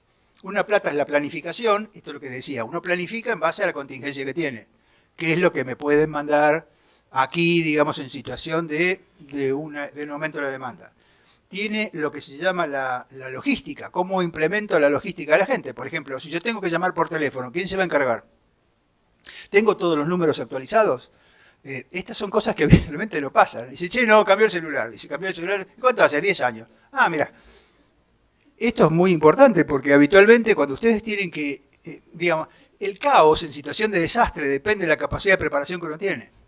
Y entonces, el tiempo que dura el caos es la capacidad que uno tiene para organizarse. Si el caos dura mucho, es que hay desorganización. Y este es el inconveniente que lo tiene que pasar. Entonces tenemos, por un lado, logística, por un lado, la planificación, por el otro lado, la financiación. ¿Quién va a pagar? Por ejemplo, si yo tengo organizado que hoy es viernes, hoy es jueves. El jueves digamos, el apoyo del jueves es el martes. Entonces, la guardia del martes sabe que yo no la tengo que llamar, porque si pasa algo, la guardia del martes tiene que venir directamente. Lo cual facilita la cosa porque solamente va a venir la del martes. Yo no quiero que vengan todos, quiero que venga la del martes. Ahora, si está la del martes y la del jueves, hay que darle de comer. Y alguien tiene que ocuparse. Y hay que darle de comer a los pacientes. Y toda esta planificación, toda esta logística tiene que estar en base a la financiación adecuada. Y después todo el resto es operativo. El resto operativo es cómo vamos a responder. Cómo voy a poner los bandos médicos, cuándo voy a poner los pacientes, dónde voy a poner las camas. Que esto de alguna manera es lo que nosotros proponemos hacer en situaciones de normalidad. Simplemente tener un plan para decir, en situación de aumento de la demanda, ¿cómo vamos a responder? Porque en la medida que eso esté fácil de implementar, el caos dura menos. Y acá yo siempre discuto, y con esto lo hablábamos con Daniel antes de empezar, el tema de los accidentes, ¿no? Porque en realidad, si algo es previsible y prevenible, no es accidental. Si yo sé que puede pasar y que va a pasar y que lo puedo evitar, no es un accidente. Y entonces por eso yo me resisto, y esto lo he discutido no hoy con Daniel, que le tengo mucho cariño, sino a mis viejas épocas con la Autoridad Regulatoria Nuclear y en la Comisión de Energía Atómica. Pero en realidad, si ustedes se fijan, todo eso que mostró Daniel hoy, que alguien agarra la cápsula de no sé qué y se quema la mano, o se la pone en el bolsillo y se quema la ingle, eso es previsible que si agarra una cápsula le va a pasar, y además es prevenible, porque si no agarra la cápsula no le pasa. En Goiânia, ¿no se lo comentaste la Goiânia? No lo comenté. En Goiânia, hace unos muchos años, no sé, debe ser como 30, ¿no? Sí. En Goiânia, en un hospital como este, descartaron una cápsula de cesio, que estaba en una cápsula con plomo, la descartaron en la basura, Y entonces los muchachos que pasaban empezaron a ver que había en la basura y vieron la cápsula de cesio. Mirá qué lindo, vamos a llevar esto, qué sé yo. Se llevaron la cápsula de cesio, le entraron a ver con el martillo, sacaron el cesio que estaba dentro y el cesio es fosforescente. Entonces, como justamente estaba en el carnaval, se ponían el cesio en la cara, qué sé yo, ¿no? Y además se lo tragaron, porque ahí está el tema de la irradiación interna. No, hablamos de irradiación externa cuando está en el cuerpo, interna cuando es como un tóxico. Y se murieron 7 personas. 7 personas con un síndrome, como ese que mostraba, que usted ve un tipo que tiene náusea, vómito, diarrea, fiebre, ¿no? Jamás. Hasta que vos ves que hay 7 personas que le pasan lo mismo, y entonces hubo 7 muertos, pero tuvieron que testear 100.000 personas. Sí. 100.000 personas, porque eran 100.000 personas que fueron contactos estrechos de esos contaminados. No irradiados, sino contaminados, con contaminación interna. Y esto pasa, lo mismo pasó en Fukushima, cuando toda esa gente que en Fukushima, ¿cuánto tuvieron que testear? No sé, Miles. Miles Y miles. Muchos. Sí. Bueno, fíjense que acá hay 3 cosas. Esto es Three Mile Island. Esta fue en 1979. Yo creo que fue la primera, no sé si vos tenés otro dato, pero que fue la primera central nuclear que tuvo un problema. Ahí tiene el humito que decía Daniel, que es el vapor. ¿Esto qué es? Esto es Chernobyl. Chernobyl es un edificio. Usted lo ve y la cubierta protectora, ¿dónde está? ¿No? Fíjense que ahora le tuvieron que hacer la cubierta protectora porque tuvieron que hacer toda una logística para poder poner esa cubierta protectora, ¿no? De hormigón y qué sé yo, con la cantidad de muertos que hubo de todos los que se acercaron. Y esto es Tokaimura, que fue también en 1999, también hubo otra situación parecida, que hubo 3 muertos por una situación, un siniestro nuclear. Esto es Hiroshima. Yo estuve en Hiroshima hace 40 años. Acá dice Hiroshima. Me di cuenta porque lo dice arriba, ¿no? Porque y acá esto es, bueno, este es el hongo que mostraba Daniel. Esto es como quedó la ciudad. Esto es una maqueta, pero esta es la ciudad, una foto de la ciudad, ¿no? En realidad, acá abajo esto es ahora se lo voy a mostrar. Este es el hipocentro. La bomba explotó a 340 metros de altura. ¿Cómo se llamaba la bomba? Fatman era el segundo. Little Boy. Little Boy.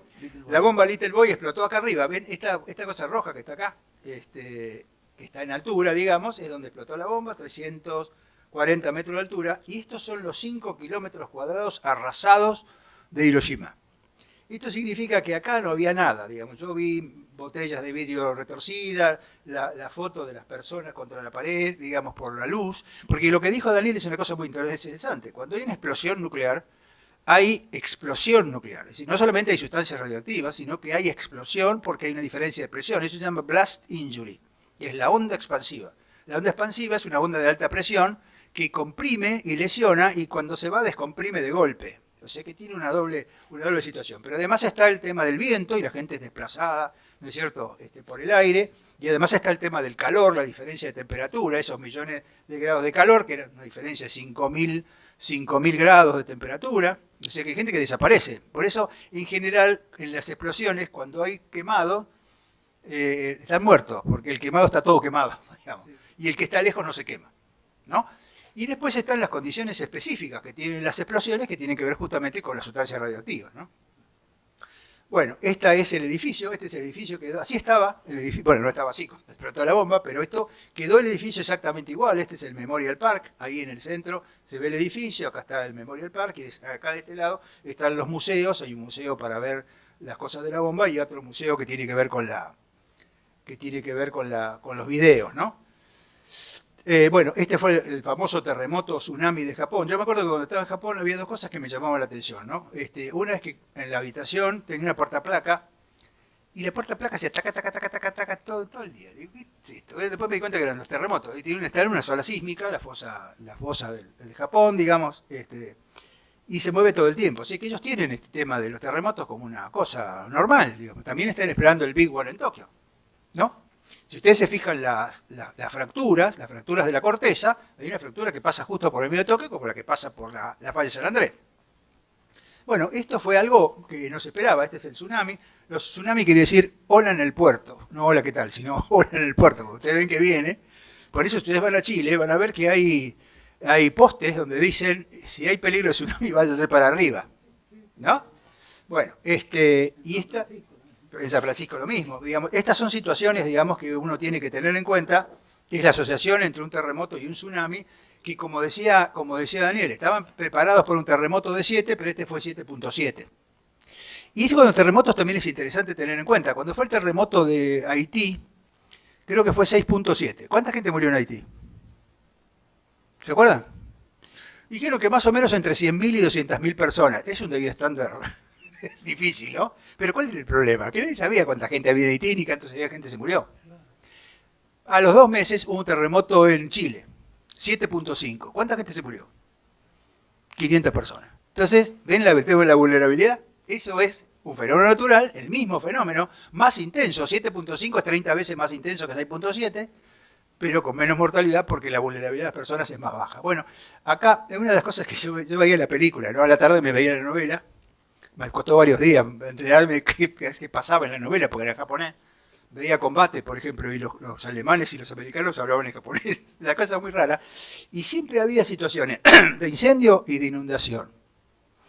Y yo digo, pero qué malaria, digo, ¿por qué? Y acá están las dos cosas, tienen el incendio y la inundación, ¿no? Las dos cosas simultáneas. Cosa que pasó, cuando fue la inundación de La Plata, se incendió la refinería. Fue la inundación que inundió toda la ciudad y se incendió no la refinería de petróleo. Así que fíjense que esto puede pasar en cualquier lugar. Y esto es la gente. Japón tiene 100 millones de personas. 100 millones de personas. Entonces, y estos están ordenados. Fíjense, esto casi impensable. Ven que están todos subiendo por escaleras, todos suben como corresponde, todos se meten debajo de la mesa, nadie habla, nadie grita. Bueno, y estas son las consecuencias y todo lo que tiene que ver justamente con lo que comentaba Daniel, que no voy a insistir, digamos. Este era el plan, yo le comentaba a Daniel, no sé si está en vigencia, vos me dijiste que probablemente sí. Sí. Bueno, era el plan que nosotros habíamos armado en la dirección del SAME, digamos, que era justamente con la Autoridad Regulatoria Nuclear y con los hospitales de la red de radiopatología, que eran el Hospital Naval, el Hospital de Quemados. El Hospital de Quemados tiene a Mercedes Portas, que es la persona que más sabe sobre radiación local. Y una cosa interesante, porque ahí mostró Daniel una lesión de 5 Gray local. 5 Gray local es una lesión de piel y partes blandas. 5 Gray en el cuerpo tiene una mortalidad. 5 Gray es asegurada. Claro, exactamente. Así que también tiene que ver de la radiación localizada o generalizada, ¿no? Y el hospital de clínicas, porque ahí el hospital de clínicas hacía todo el tema en ese momento de lo que se necesita para evaluar a un paciente irradiado, contaminado, que es la cantidad de linfocitos y todas las pruebas cromosómicas, y el hospital Fernández, que era el hospital de recepción. Bueno, no sé si llega así. Este es el síndrome agudo de radiación. Yo no voy a decir nada de esto, pero el punto, digamos, el límite de gravedad, digamos, pasa por acá por un Gray, ¿no? Cuando una persona, fíjense que de 0,5 Gray, el paciente, como dice ahí, no tiene síntomas, ¿no? Prácticamente no tiene síntomas. Tiene un leve descenso de los leucocitos y el recuento de plaquetas en unas pocas personas. Pero cuando tienen un Gray, fíjense que aparece náuseas y vómitos en aproximadamente 10% de las personas en 48 horas. Náuseas y vómitos. Eso se llama síndrome gastroenterológico. El síndrome después de agudo de radiación tiene el gastroenterológico, el neurológico, el cardiovascular. Por supuesto, el cardiovascular es el más grave, porque si usted tiene compromiso cardiovascular por la radiación, tiene una mortalidad muy alta, y después tiene el hematológico, que es el más común, que es el que decía Daniel, de la leucemia o de la aplasia medular. Ahora, fíjense que si ustedes reciben 2 Gray, el 50% de las personas tienen las náuseas y los vómitos a las 24 horas. Si reciben 4 Gray, a las 12 horas. Si reciben 6 Gray, tiene 100% de mortalidad a los 30 días. Y si reciben 10 Gray, dice, es la dosis aproximada que es sobrevivible con el mejor tratamiento. ¿De qué depende esto? La cantidad de pacientes. Si yo tengo un paciente, y a ese le puedo hacer de todo, bueno, por ahí es el límite sobrevivible. Más de 10 Gray no sobrevive nadie. Pero fíjense que el tema de la náusea y los vómitos es un marcador de gravedad. Yo le decía a Javier ayer me parece, que hay una película muy buena que se la recomiendo, que se llama ¿cómo se llama? No, Guerra Sucia. La del Widowmaker. The Widowmaker. Widowmaker. El hacedor de viudas, que es un submarino nuclear que tiene un problema con el reactor, y entonces le dicen a los muchachos, che, hay que arreglar el reactor. Sí, bueno, y dice, pero tenés que entrar. Claro, le dice, dame el traje. Entonces le da el traje y le da un traje mazo, ¿no? Se le da el traje y lo primero, el tipo va, le arregla el reactor como puede, que yo cuando sale, lo primero que hace es vomitar. ¿Qué significa eso? Claro, te va a morir, exactamente. Bueno, esto es importante porque fíjense que es algo simple, que es que la náusea y el vómito es un elemento de gravedad del paciente que tiene síndrome agudo de radiación. Bueno, esto no lo voy a hablar porque ya lo mostró Daniel. Una cosa interesante de los detectores es que no todos miden alfa y beta, ¿no? El Geiger mide solamente beta. O sea que para alfa tenés que tener un especial. Sí, alfa digamos, el detector mismo, la pared del detector lo frenaría. Claro. Tiene que tener la ventana abierta. Y después lo que tienen muchas veces los equipos de emergencia, por ejemplo, los que van a la situación, por ejemplo, ustedes tienen que ir a un lugar, no saben qué hay, alguien tiene que medir la radiación que hay antes de entrar, porque siempre en el primer tema de la emergencia es la seguridad de la escena. Entonces no pueden hacer entrar a alguien que tenga riesgo de morirse. Entonces lo primero que hacen es decir, decime si puedo entrar o no. Entonces estos multidetectores tienen la posibilidad de medir no solamente las sustancias radioactivas, sino también las químicas. Y esto es como tiene que estar el hospital. Fíjense que el hospital también tiene lo rojo, lo amarillo y lo verde, ¿no? Rojo es la zona de impacto. Zona de impacto es variable porque, por ejemplo, cuando mostraba Daniel el fallout radioactivo, que es cuando se levanta esa nube así, después cae, ¿no? El fallout radioactivo puede necesitar, por ejemplo, el área roja del fallout radioactivo puede ser 14 kilómetros. No es que se lo pongo a cada 2 metros o a 100 metros, me voy 3 cuadras, son 14 kilómetros. Y eso va a depender de las proyecciones que hacen la gente de radiofísica, que estiman cuáles son la severidad de la radiación. De tal manera que lo que está afuera está contaminado y tiene que entrar por la institución, por algún lugar donde se pueda bañar al paciente. Bañar al paciente, sacarle la ropa. ¿Qué se hace con la ropa que se le saca? La ropa que se le saca se pone en una bolsa. Y los objetos que tiene el paciente se le sacan y se pone en una bolsa. Esa bolsa se manda a analizar para hacer detección de los isótopos que tiene, ¿no? Exactamente. Muy bien. Así que como ustedes ven, hay todo un tema.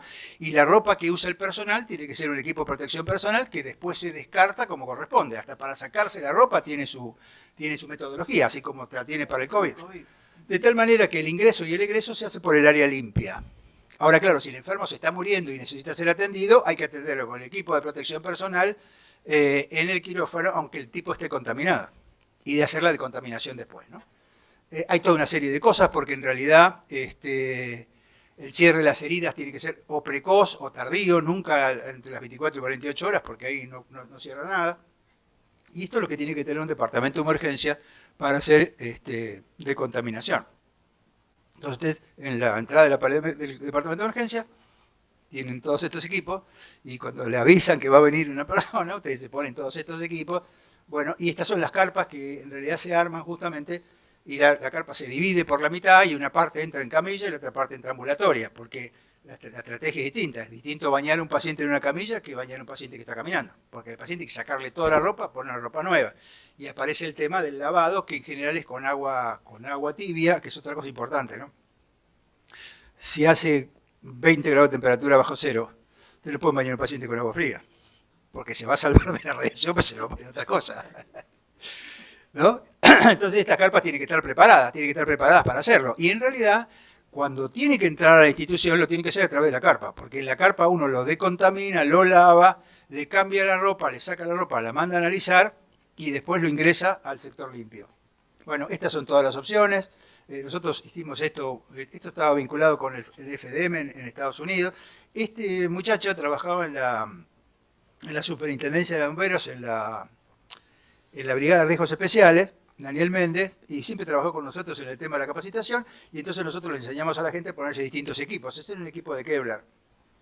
Fíjense que el equipo de Kevlar es una cápsula que ustedes se meten adentro y no pueden hacer nada. Tienen que meter los brazos, como hace calor, digamos, porque genera calor el equipo, se le empaña el plástico, entonces te sacan el brazo, se limpian el plástico, y además tiene un equipo de oxígeno, como mostraba, un equipo respiratorio autónomo, pero ustedes tienen que saber que si el equipo respiratorio autónomo se le termina el aire comprimido, tiene que sacarse el traje. Sacarse el traje lleva 15 minutos. Si se les termina el aire y ustedes están ahí adentro y no se pueden, porque además se usa con guantes de nitrilo que son sumamente grandes.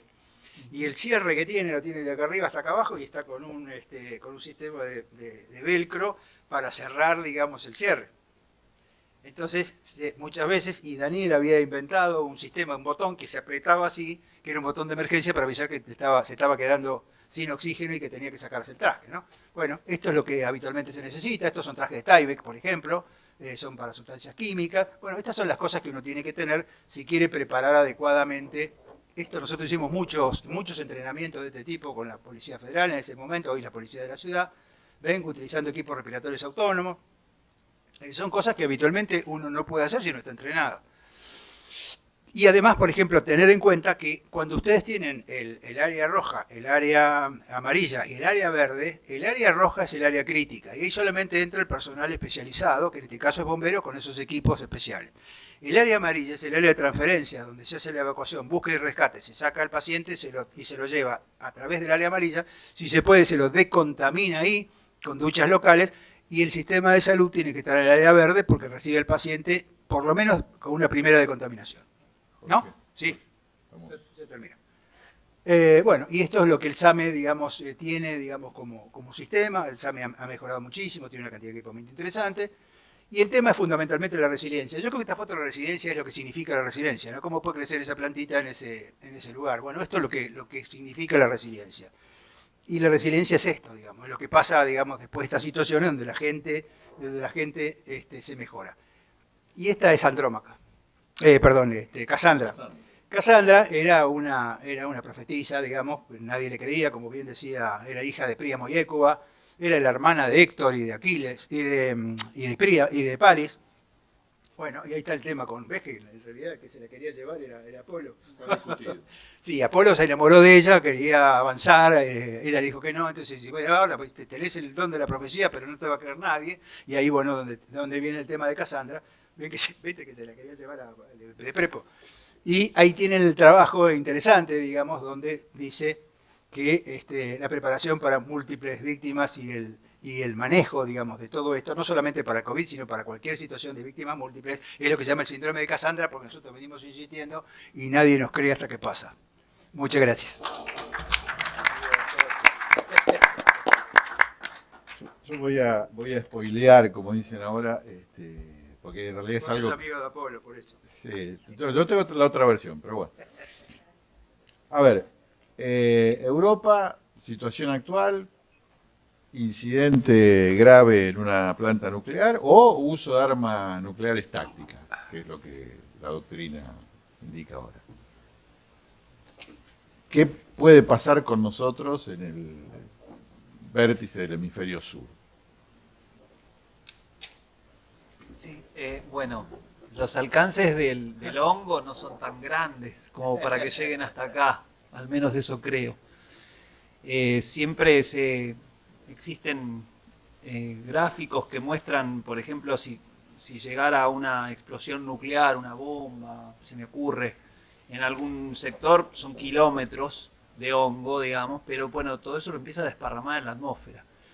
Sí hay varios kilómetros, muchos, y puede haber cientos, pero estamos lejos, ¿sí? No creo que llegue así. Ahora, existen barcos, existen personas, existen aviones, existe comercio. Todo eso sí puede llegar vía contaminación, ¿sí? Eso es lo que deberíamos, si se me ocurre que de llegar algo desde allá hasta aquí, solo podría llegar así, viajando.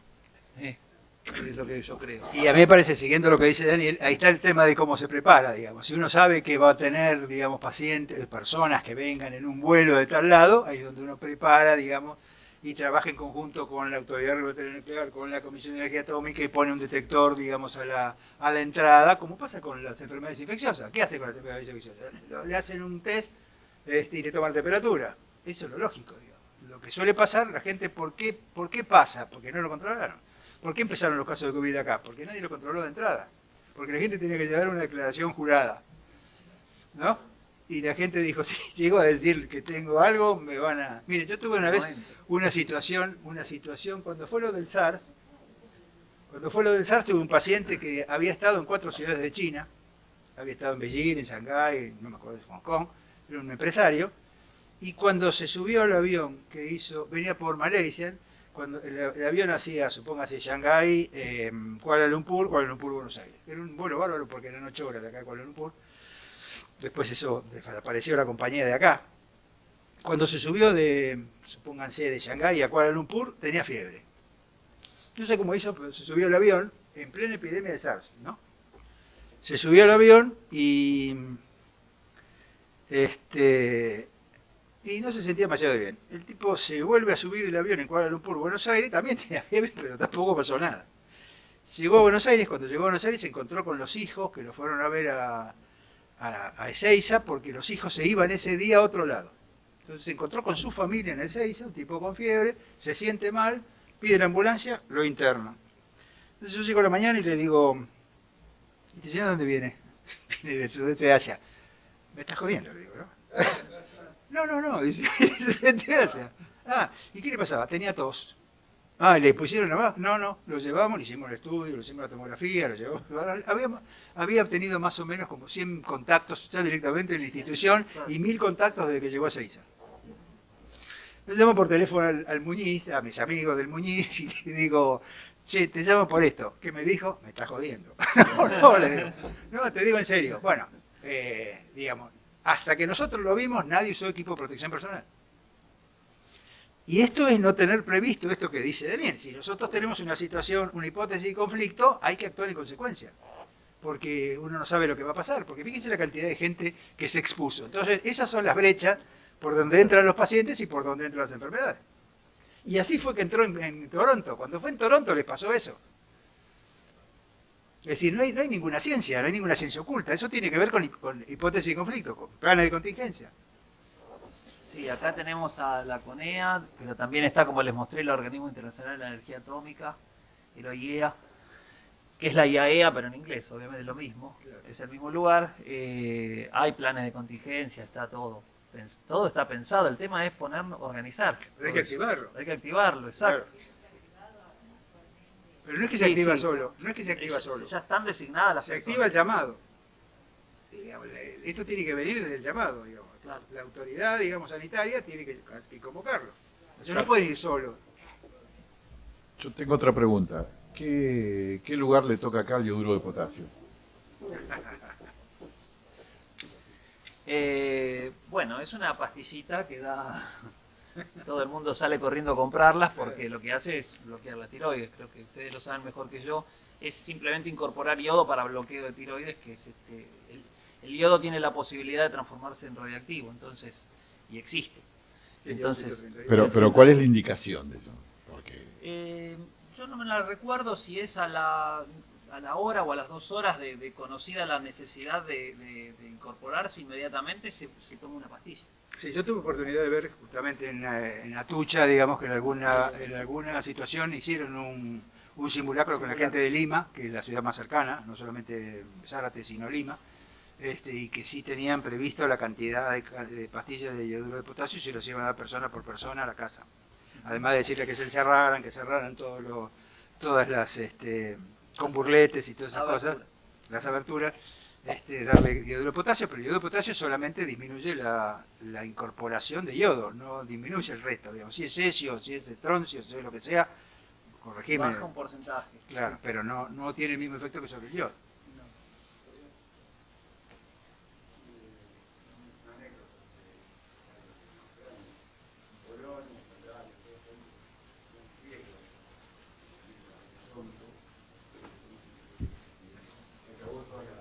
Se acabaron las pastillitas. Claro. Perdón, pero de yodo ay, perdón, disculpa. Pero de yodo nutricional, es decir, que son, Cualquier yodo. claro, son miligramos muy pocos, no. Creo que hace falta más de 100 miligramos de yodo de yodo, potasio ¿no? son 130 miligramos 130 por día. miligramos. Para un Y- adulto. Pero justamente por eso, esto como el oseltamivir, ¿te acordás cuando el oseltamivir y la gripe? Que ¿quién tenía que tener oseltamivir? Solamente el ministerio. claro. No es que vos dejás el oseltamivir en la farmacia, porque vos dejás el oseltamivir y se lo compra cualquiera que no lo necesita y no lo tenés para que lo necesita. Sí, Por o eso, como pasó con la ivermectina ahora, exactamente, este año. exactamente, es el mismo caso. Y ahí me parece que es donde estos planes de contingencia tienen que tener previsto eso, porque vos no podés hacer que el recurso desaparezca. Porque después para quien lo necesitas no lo tenés.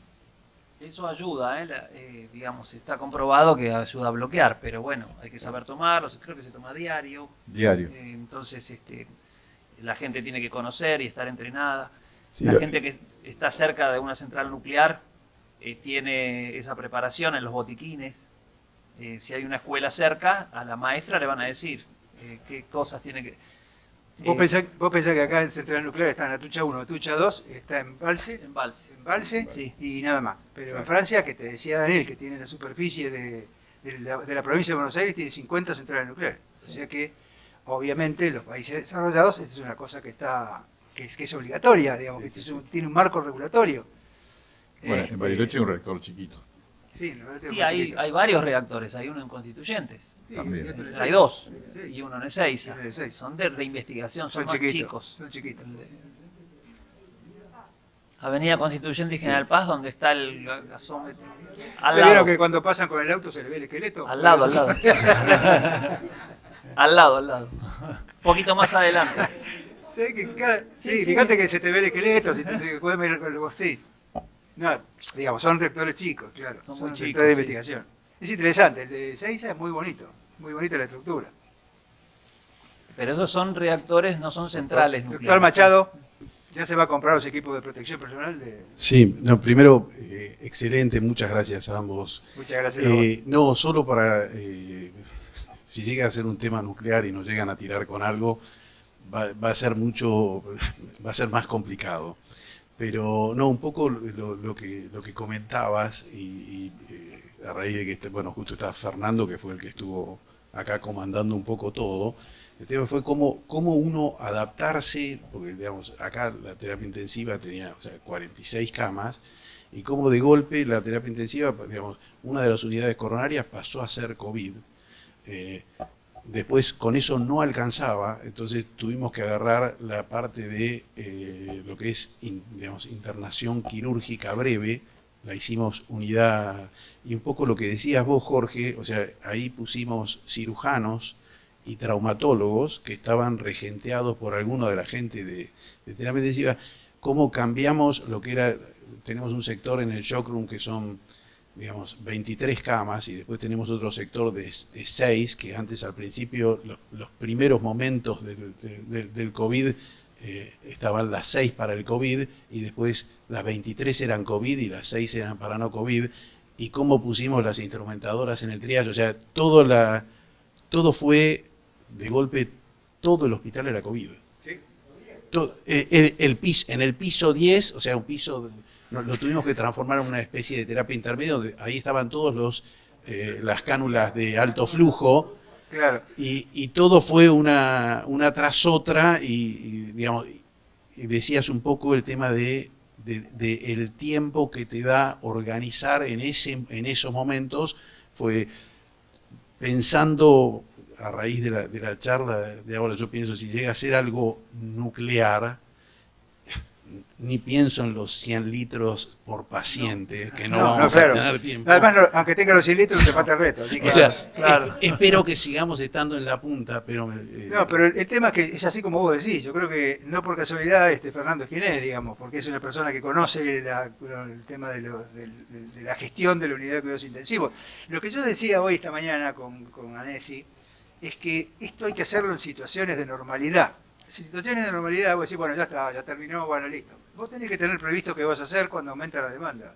De forma progresiva, es decir, si yo tengo un aumento de demanda del 20%, hago esto, voy a tomar este lugar. Si tengo una demanda del 40%, hago esto y voy a tomar este otro lugar. Pero esos lugares siempre tienen que estar ya previamente definidos, cosa que cuando vos tenés la demanda, cuando vos ves que la demanda viene, vos decís, evacuame ese lugar y acá voy a mandar a fulano, mengano y sutano, porque así es como está organizado. El problema de estas cosas es que la gente cambia, ¿no? Y entonces el tema de la rotación hace que el que está hoy, que lo sabía, se reemplaza, se va a otro lado, y entonces el que viene no tiene ni idea de lo que pasó. Esta es la única cosa. Por eso digo que cómo se asegura la gestión en situación de normalidad. Y a mí me parece que es un buen ejercicio, porque es un ejercicio de coparticipación entre toda la institución. Todos saben, todos están haciendo algo que les va a resolver el tema a todos, no solamente a los cuidados intensivos. Lo que vos decías hoy del resto del hospital que se está trabajando, las camas del área quirúrgica, que eran 10, eran los pacientes no COVID. Claro. 46 camas de la unidad de terapia intensiva, todos COVID. Bueno, pero fíjate Fer, que vos podés sectorizar el hospital y una parte puede ser no COVID, Porque tampoco tiene que ver que el paciente que viene a internarse por otra cosa se pesque el COVID porque está en el hospital que es COVID. Cuando la situación es así, como por ejemplo pasó en el Fernández, que fue todo COVID, porque en un momento dado tenían tantos pacientes que no internaron más pacientes con patología habitual. Pero si uno decide hacer eso, lo que tiene que hacer es sectorizar el hospital. Y la circulación tiene que ser diferente. Sí, Sí, sí. Claro, sí, por eso. Bueno, eso tiene que ver con la buena gestión. La buena gestión es poder... bueno, Fernando participó de este programa desde el principio. Así que... Y yo para acotar una cosita, una buena gestión justamente es la de practicar suposiciones, supuestos, cosas que podrían suceder, ¿qué hacemos si sucediera? Y la respuesta clásica es, bueno, después vemos. O sea, sí, vamos bien. Yo me sumo No a es así. lo que dice Daniel, porque hay algo que se llama los tabletop exercise, ¿no? Que son la mesa de arena, como le dicen los militares. ¿Vieron cuando juegan con los barcos, que le ponen así, que parecen todas las películas? La simulación es sentarse en una mesa todos los responsables y armar una hipótesis de conflicto y decir qué ocupación va a tener cada uno y cómo va a resolver el tema. Porque en general el simulacro hay que mover gente, hay que hacer cosas, y además uno se da cuenta cuando hace el simulacro, si no hizo lo anterior, no sirve para nada porque se da cuenta que todo está mal. Entonces los ejercicios de arena, estos ejercicios de mesa, son buenos ejercicios para organizar la logística. Y bueno, qué sé yo, a mí me parece que es una buena ¿cómo se llama? Una buena norma que cada institución tenga en situación de normalidad cómo va a ser para superar la demanda, ¿no? Bueno, vamos Bueno, muchas gracias. a ponerle un punto Perfecto. final Sí, al cómo encuentro no. de hoy. Muchas gracias. Hemos tirado la piedra. Pero radiactiva también. Sí. Nadie la agarre, por favor. Muchas gracias a todos. Bueno, gracias.